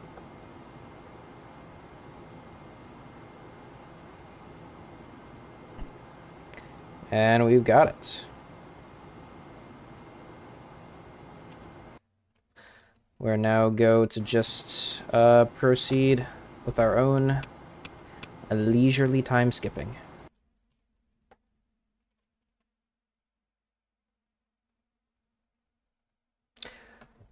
Good day, James Farley.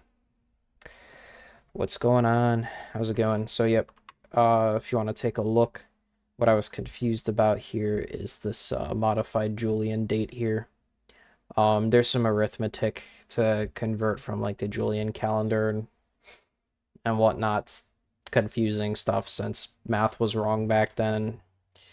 Whatever, I'm not entirely sure of the reason, but this is set by the file specifically because this is a pre-built-in mission. So it's set by some file, so I don't need to change it. I could just go ahead and click calculate, and we build ourselves a PTC refs mat, all nice and handy.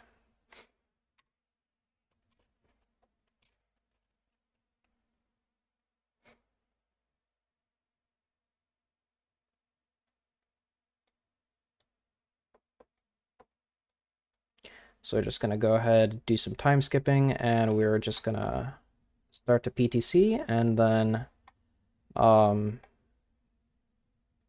that would end us up in, once we start the PTC, I'm just going to go ahead and shut things off for the night. Or, you know, quite frankly, I could keep going. I just have to do laundry. So I could throw laundry in. We'll take like a 5 throw laundry in, and then I want to finish off the day. Yeah, let's do it. We'll finish off the day. So I'm gonna go throw laundry in now, and then we'll do this uplink and everything. I've got a little bit to do it, so I'll be right back.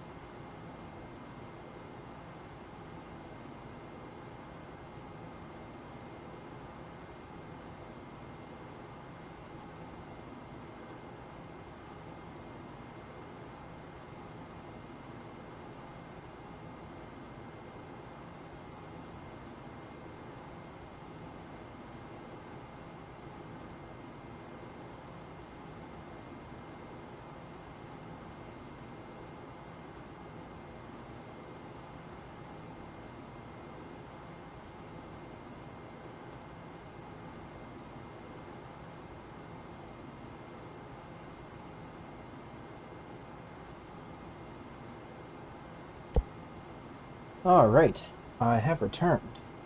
Hello, Hein.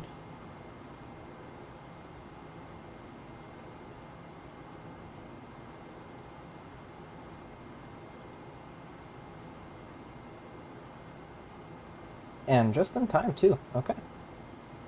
Let's get this refs map update.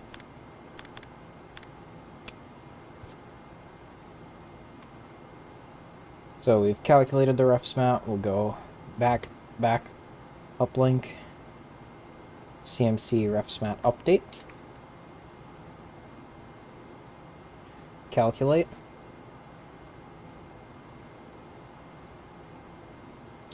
And this will be current to desired. And uplink.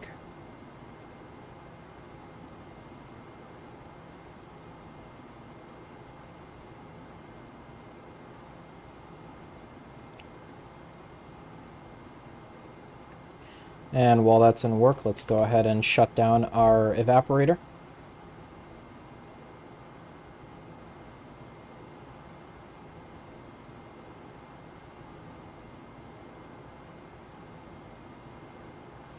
H2O flow off.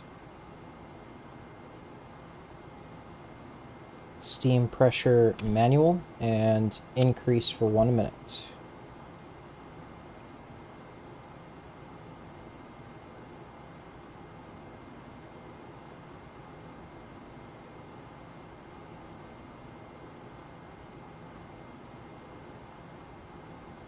And we'll go ahead and we'll just confirm.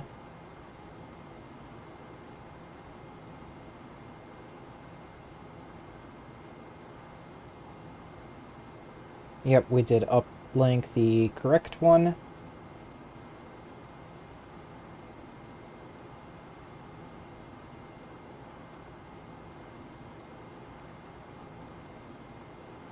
Yep, very good. Okay, so uplink telemetry to block, verb 37, enter, 00, enter.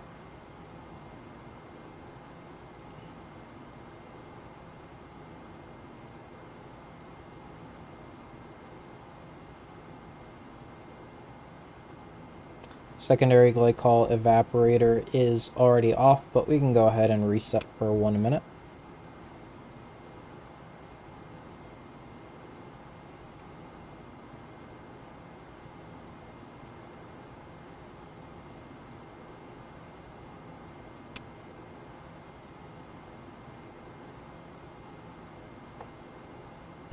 Okay.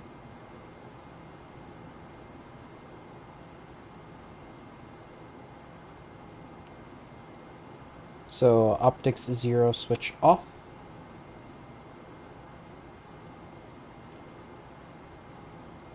On CMC. Even though I'm pretty sure we will not need it. Verb 37. Enter. 52. Enter.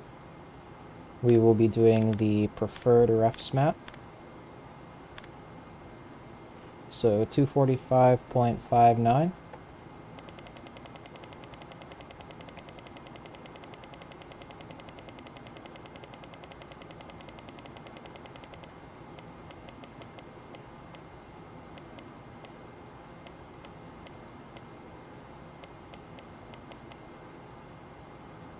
$185.5.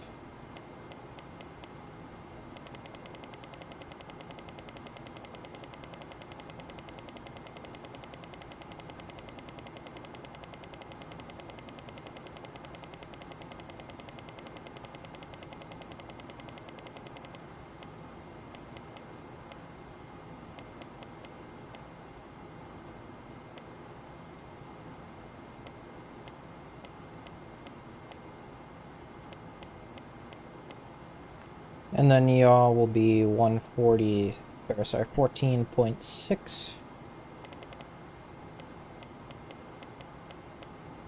14.6, yep. And GDC align.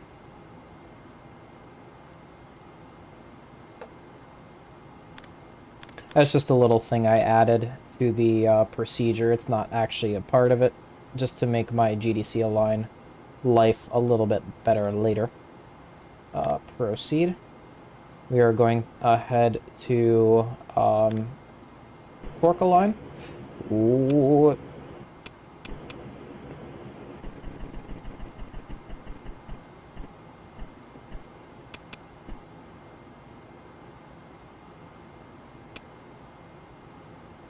Forgot to go to CMC free.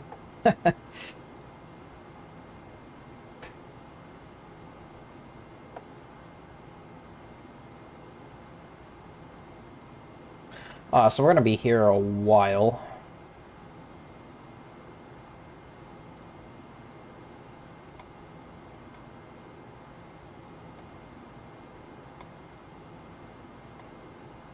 It does look like we may do the mark sequences as well. Proceed when torque complete. Yeah, so we'll do the mark sequences as well. Okay. Good to know. So I know that the whole thing with pulse torquing is that you don't, you know, have to do the star markings.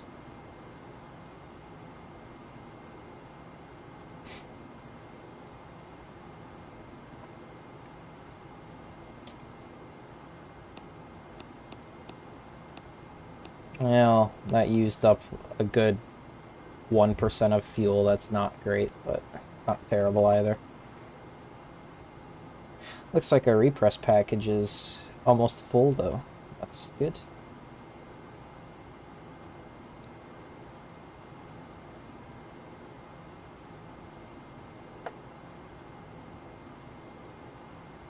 We love pulse align.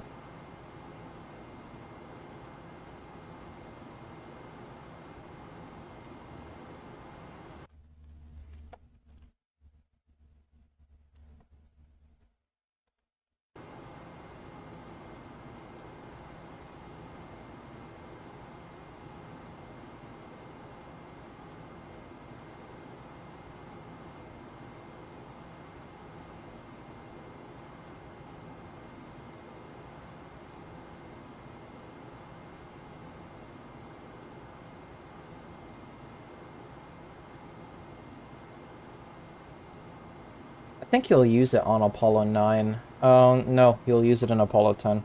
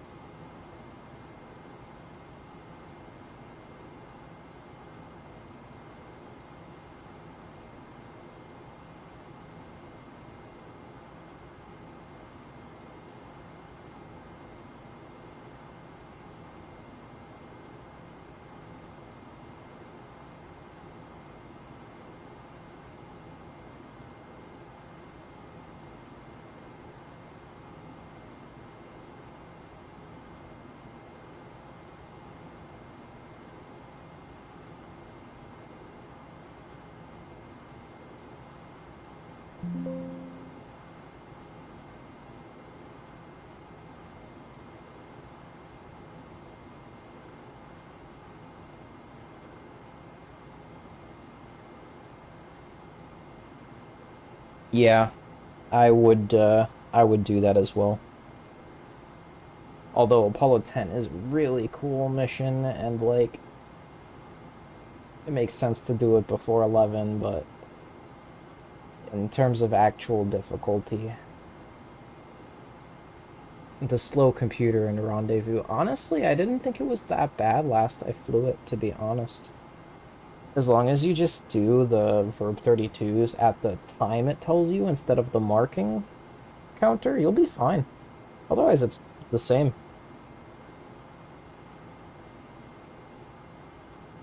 It's a horse apiece, really.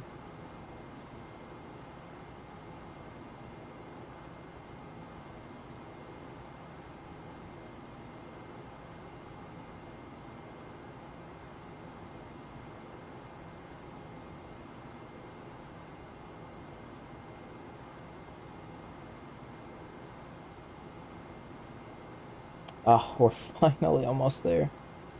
Pulse is so slow.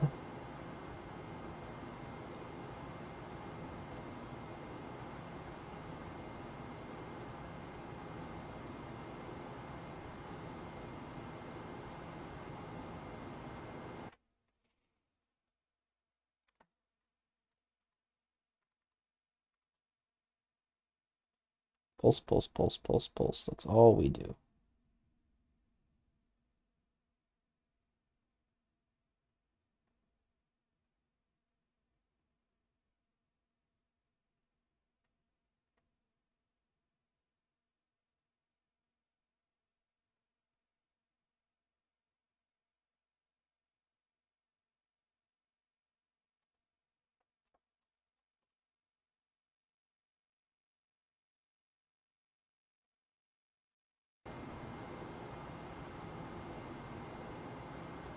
Pulse is life, so yeah, Pulse is life out here.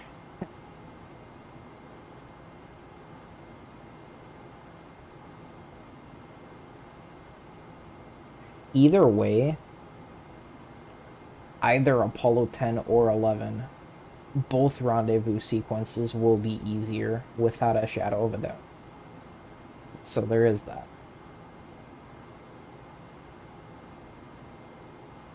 Um, and not for any particularly difficult reason. Apollo 9 things happen slightly faster, but like I said, if you just pause when you can't find something, and by the time you get to rendezvous, you should be so acquainted with where things are.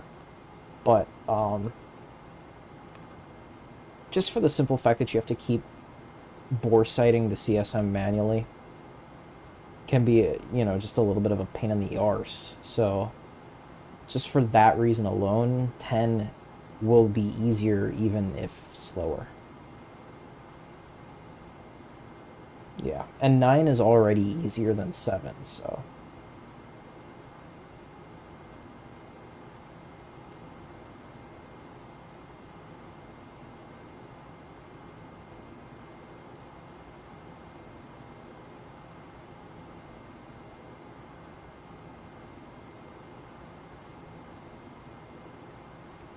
Especially with all those new changes to 7. I'm gonna be so excited to fly that. It's gonna be good times. I just really want to get... I'm just on that RTCC kick again. I love crunching the numbers.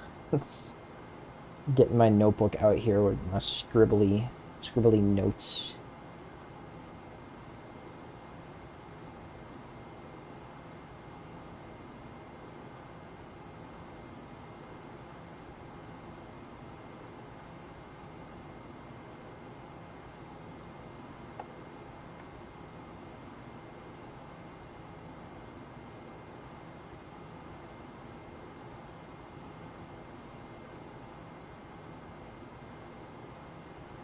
Yeah, and the LEM is like nowhere near as difficult as the CSM in that regard, for sure. We can go ahead and proceed. And proceed. And the checklist still wanted us to do the optics marking. I know in Apollo 10, it told you to actually omit optics marking, but we'll do it just because it's a force of habit. Dang nabbit. Of course it would. Just redesignate to 26, and this time actually redesignate to 26.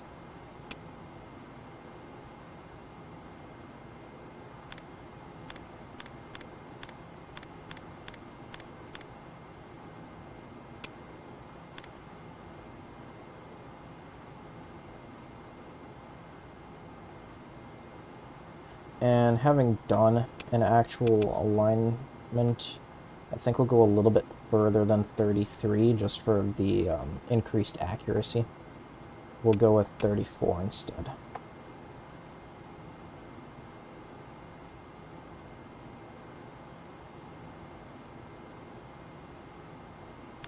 I feel like Rebels should fly this.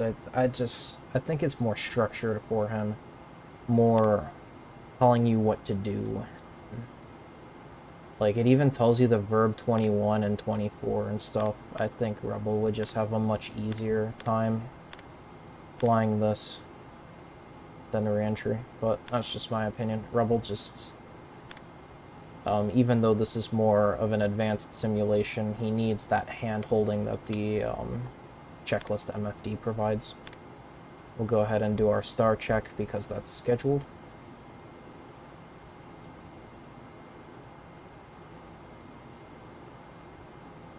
Look, I don't know if I'm going to be doing a custom mission. Alright, these custom missions are so hard.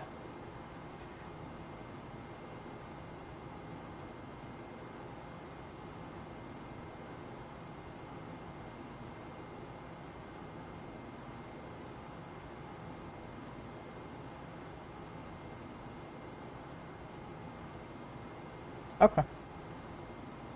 I would say that's as good as we can determine it to be. We can rerun 52 to make another star check, though. So we just plug in option 3 instead, and then when it asks us for 24, we'll designate back to 26, and we'll do the star check there.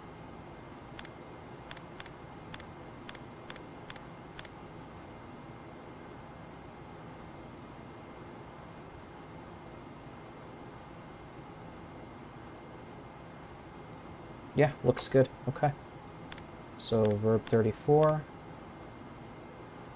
Oh, excuse me, manual. Verb 34. Enter. 00. Enter. There we go.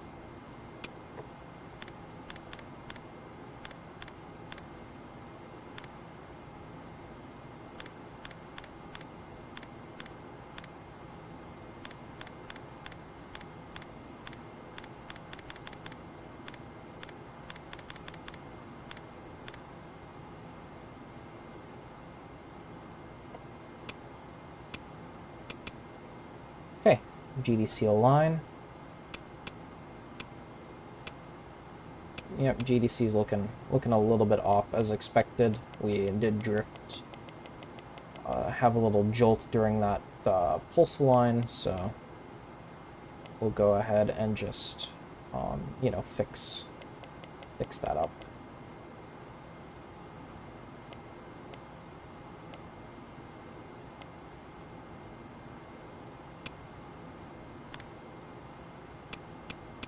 There we go. Really good alignment there. Yeah, that's good. Okay. Let's make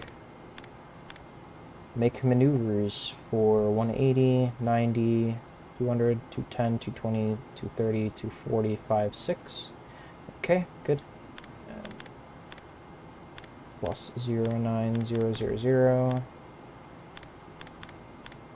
Plus 1, 2, 3, 4, 5. Good. Proceed. And you know what? I'm feeling spicy today. Let's go ahead and make this on SCS.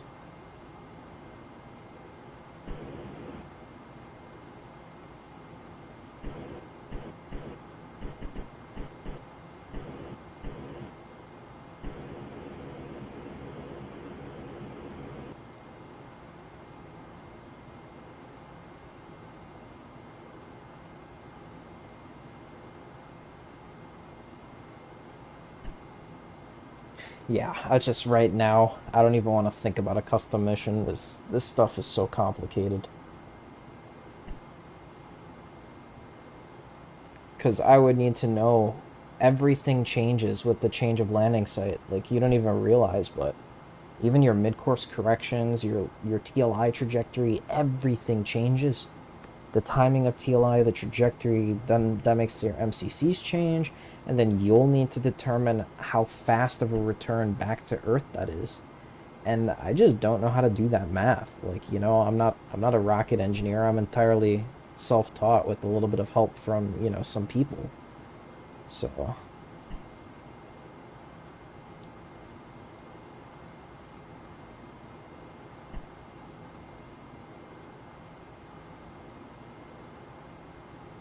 But we're feeling spicy today. We're making this auto maneuver manually.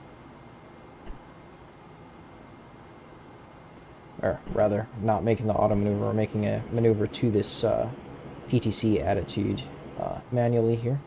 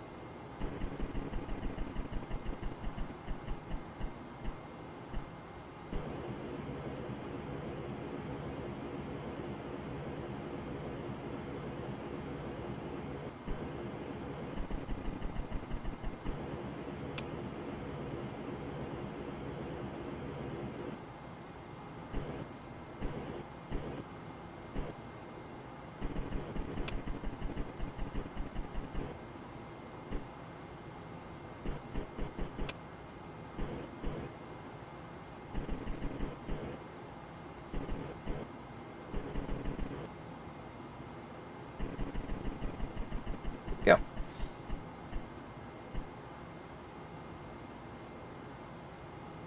Yeah, that boggles my mind. Definitely could not be me.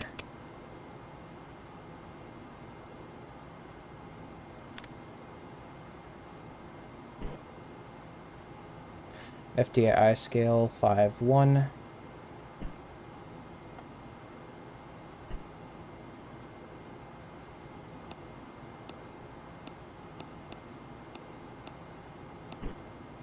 It's expensive to make those maneuvers on SCS. I'll definitely won't be doing that in the future for RCS saving. I just wanted to do it just to show that I could just have a little fun, you know.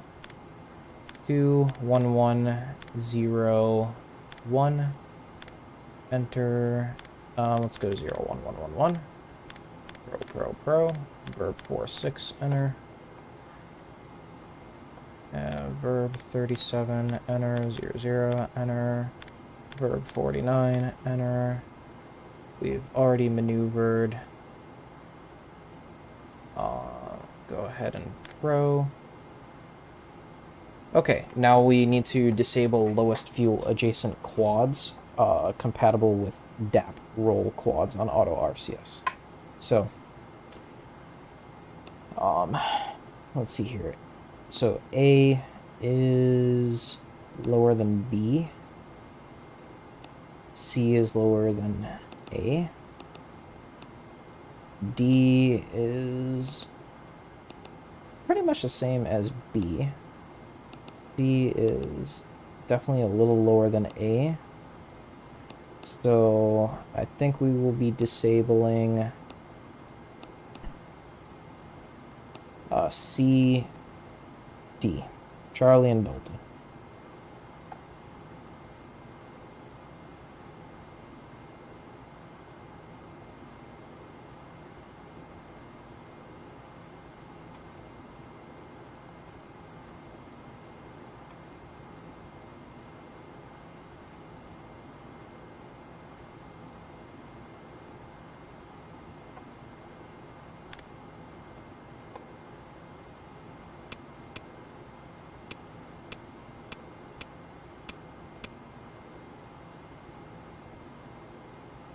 How much did I burn? About 2 or 3% during that little maneuver.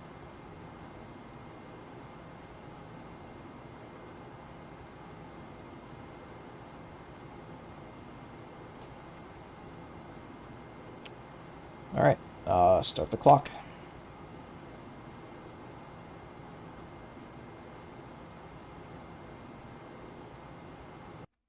And we'll just let her damp out now.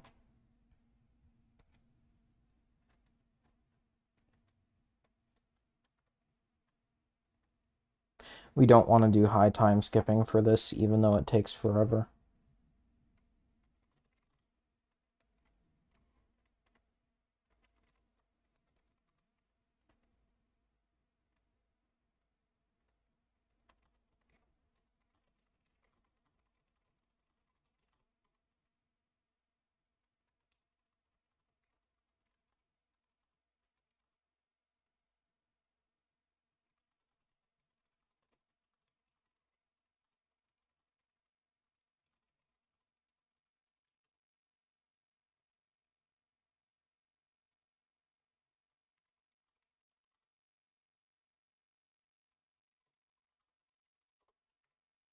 Get ourselves in the old barbecue roll. Yeah, it's not terrible, because we had a little bit below the line before. You can see we just consumed about probably like 1 or 2%. Each tick is about 5%, so it's not bad. Charlie is, without a shadow of a doubt, the lowest quad, so we'll go ahead and monitor it.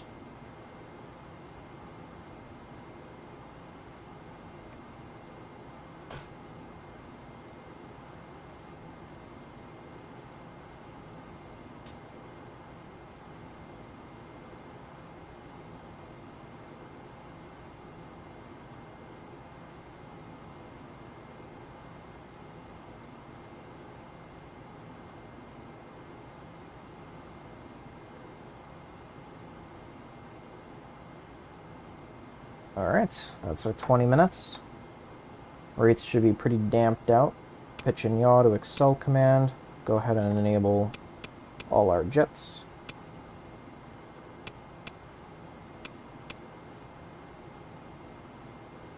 Verify BMAG's rate 2.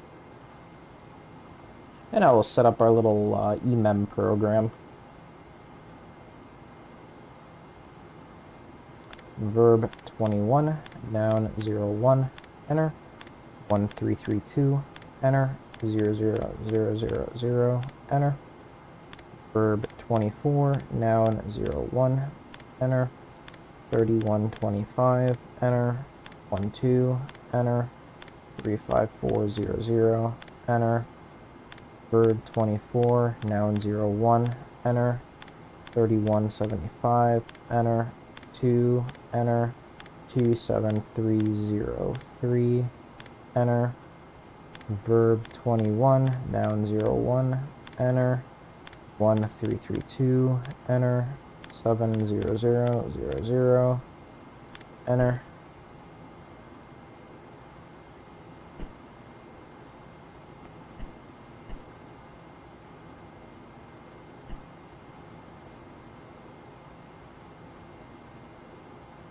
Roll rate established.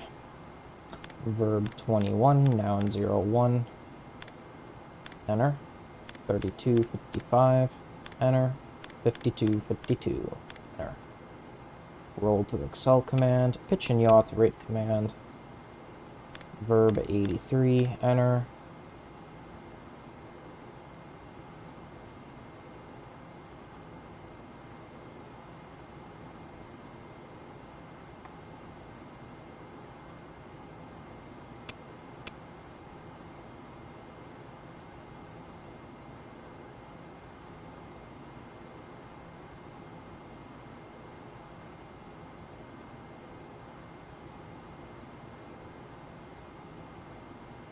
Proceed.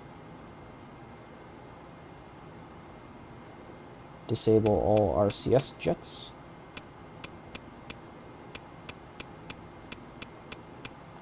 And we're in the thick of it now. Officially in Lunar Coast. Normal lunar comm, S-band voice 2 off. There's more we need to do. So we are going to leave S-band voice on, making that executive decision. I think that's a checklist error. We can go ahead and disable our very high frequency.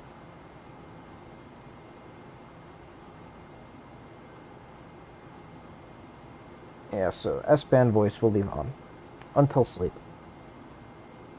Verify Omni Bravo. Good. Tape recorder off.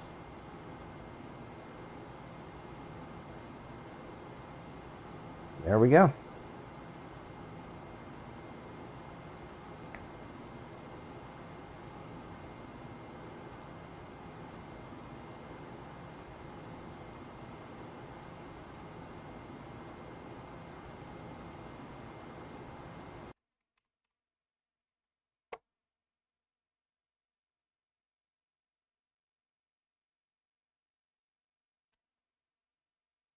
Good old passive thermal control.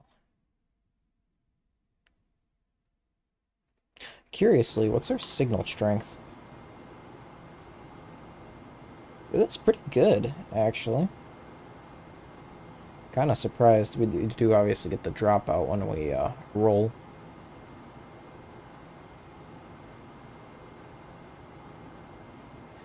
But when we need to take these pads and we'll just, go to the antenna we can acquire them on.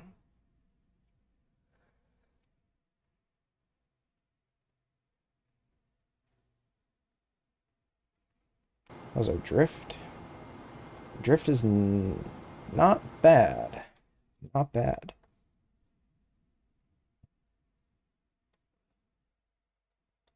I suppose it's time we started focusing on the currently invisible moon. Because of course it's always dark. Where is she? Yep, there she is. Yeah, well, it looks like it may actually be light time before we hit lunar orbit. Like, we come around, it looks like the moon will be very, very visible, even when we still have comms, which was not the case in any previous Apollo flight that we've had, so. I'm excited because I see that big band of light there, and I'm excited. Hopefully we can get, some good photos while we're still far from the moon.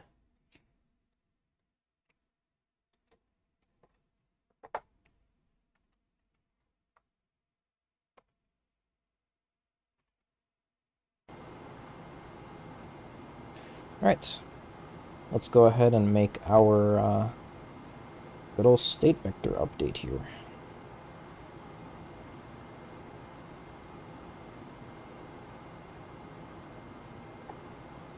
Also, I just realized I need to select that. There we go. Our good old state vector update. So this is a fairly simple one. Go to MPT initialization, auto, the update, update, update, VPS, telemetry, Columbia.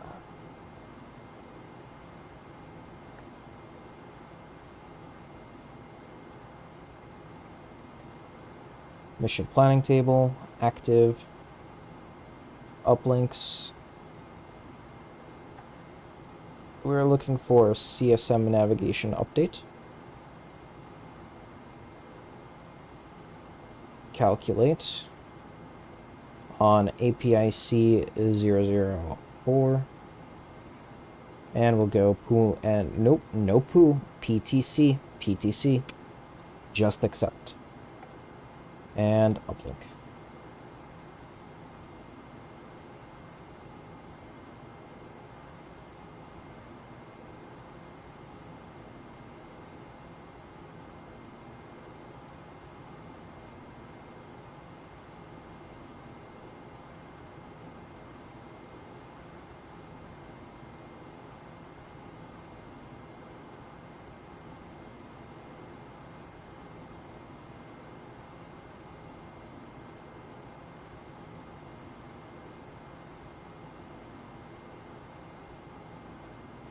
Okay, that's it. Verb 66.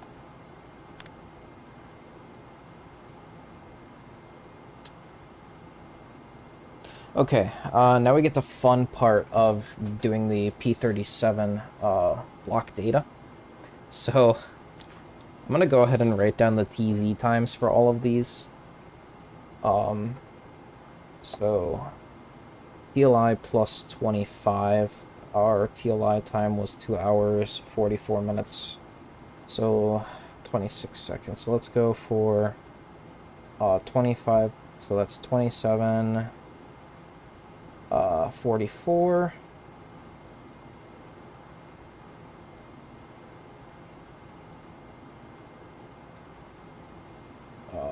And then 35, 36, 37, 44, and then we've got 44, 45, 46, 44, and 53, 54, 55, 44. Let's go to the transcript real quick.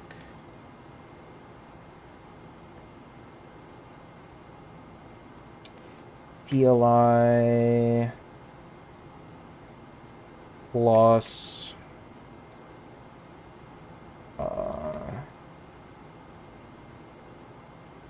25.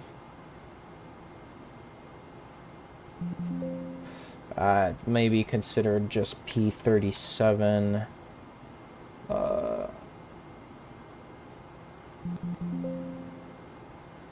P37.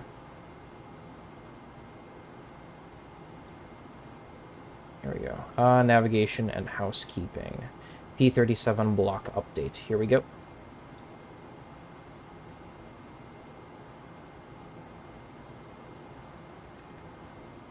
So first set TZ is 2744, of course.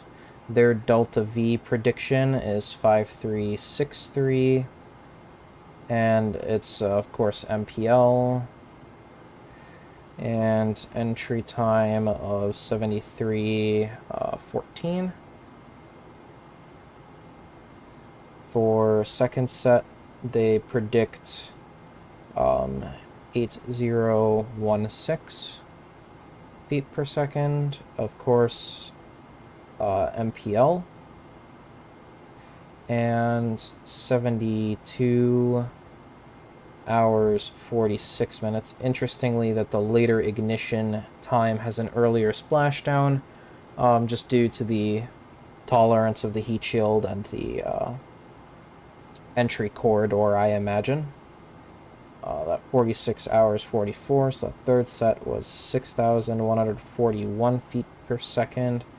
Mid-Pacific landing, of course. Predicted time of interface 97:03. And then the last set was 8,209 feet per second. Mid-Pacific landing, of course, and a prediction of 96:42. Alright, that's all we need.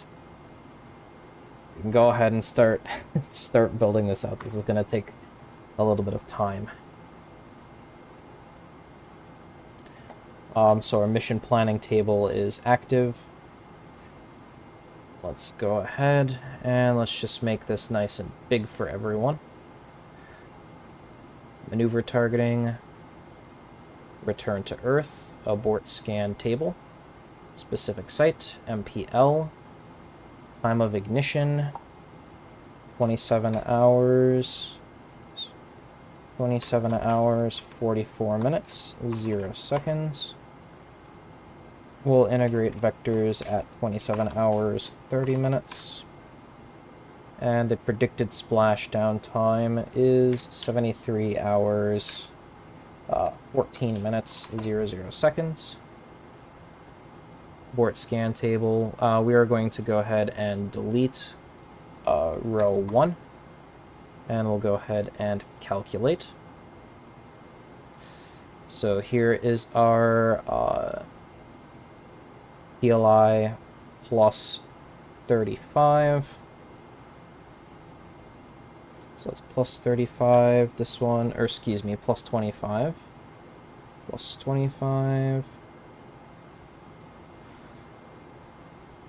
Plus 35. Plus 44, and then plus 53, that was the order.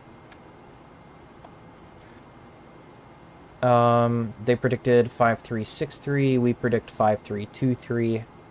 So we have just a slightly more optimal trajectory than Apollo 11 did.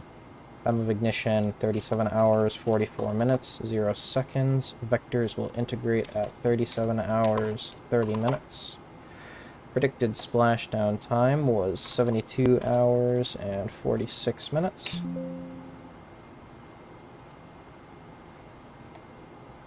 Calculate.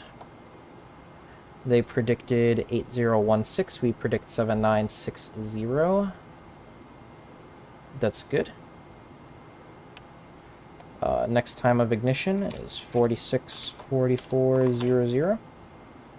And we predict... Or sorry, we'll integrate vectors at 4630. And predicted splashdown will be 9703. Calculate. They predicted 6141. We predict 6080. Very good. Entry interface times all line up very nicely with the real-life predictions as well. And the last one will be that 55 hours, 44 minutes ignition. We will integrate at 55 hours, 30 minutes. And a predicted splashdown time was 96 hours, 46 minutes.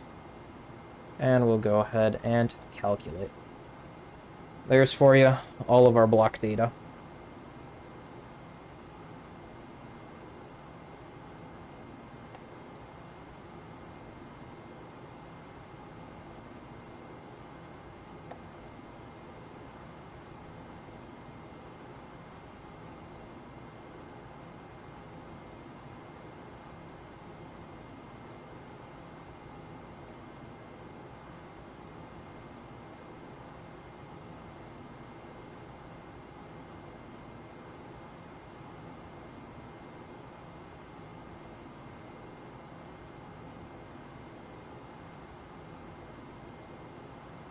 We did that about an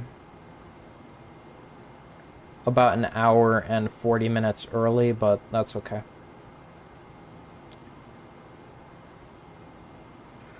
And we can go ahead and turn off. Actually, we can go ahead and... Oh, we probably won't need to make any more of those calculations, so we'll just go ahead and turn off the mission planning table, clear that out, and let's go ahead and time skip.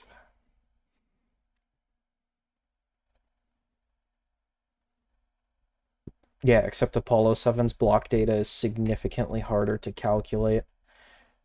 I don't even want to get into those Earth orbit only RTCC missions. Man, those have got to be nightmares, because everything's a general purpose maneuver, except for rendezvous. It's just, you know, there's got to be just a hellish thing to plan. I don't even know how Max did it, to be honest. But his Apollo 2 thing, I do want to do it at some point. Because, I mean, a second rocket launch, that's just so cool. You know, 2 rocket launches in one mission. It's like Gemini and Apollo had a baby, and I'm all for it. Then you have a CSM active rendezvous and docking with the LEM, and then you have the LEM active rendezvous and docking with the CSM. 2 rendezvous and dockings. It's just good. I don't know. It was a really ambitious mission, to be honest, and something that I don't think the astronauts would have been particularly happy to fly. Given how much of a burden just the Nine's flight plan was, but it's such a cool mission from the perspective of just a person simulating it would be really entertaining, in my opinion. Although people always want to ask about, you know, show the landing, this and that. It takes a lot of time to get there to do that, but, you know, people want to see the moon, so that's what we give them. Alright, surge tank pressure indicates... Good. Repress O2 indicates... Yeah, that's good. We can go ahead and terminate repress package fill. Terminate cabin purge for the sleep period. And let's go ahead and vent our... Oh. Yep, 4 alpha, yeah. No reason to vent the manifold, however the checklist is forcing us to vent it down to 0, despite the fact that it's currently 0, so We'll set it to vent, do a couple pulses of time skip, and then we'll close. And here's going to be our pre-sleep coming soon.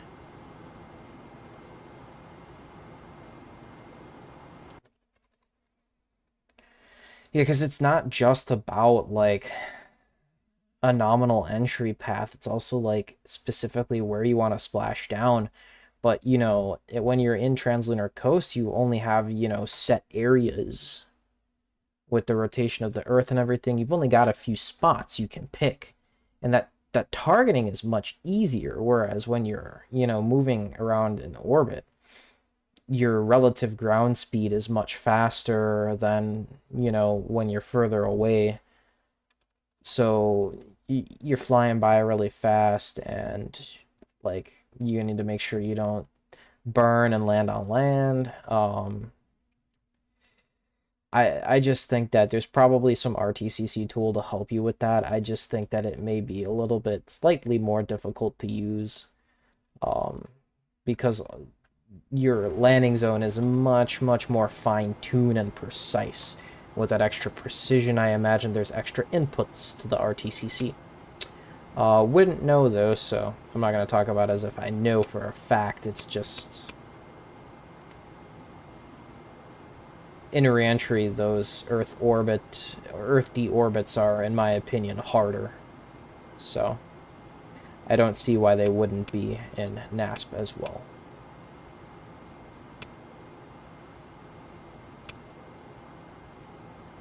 Okay, now that we're about to sleep, S-band voice to off. Omni Bravo, terminate battery charge.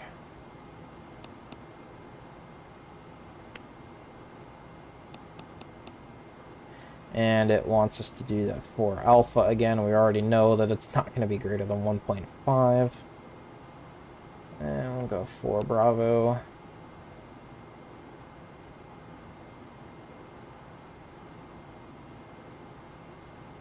Potable water heater off.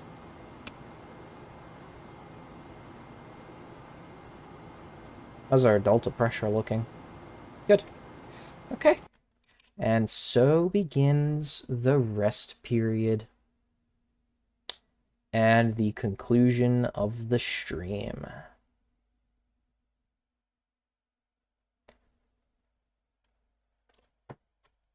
Hope you all enjoyed the shenanigans. I really hope that there's no mid-course correction targeting for the booster. I don't think there will be. The slingshot is meant to slingshot it around the moon and into solar orbit, so I don't think there's going to be any mid-course corrections there.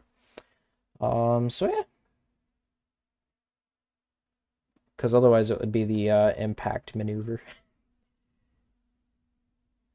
Yeah, thank you all for joining. And this would conclude our stream for our day. Let's go ahead and turn down the lights. Let everyone sleep.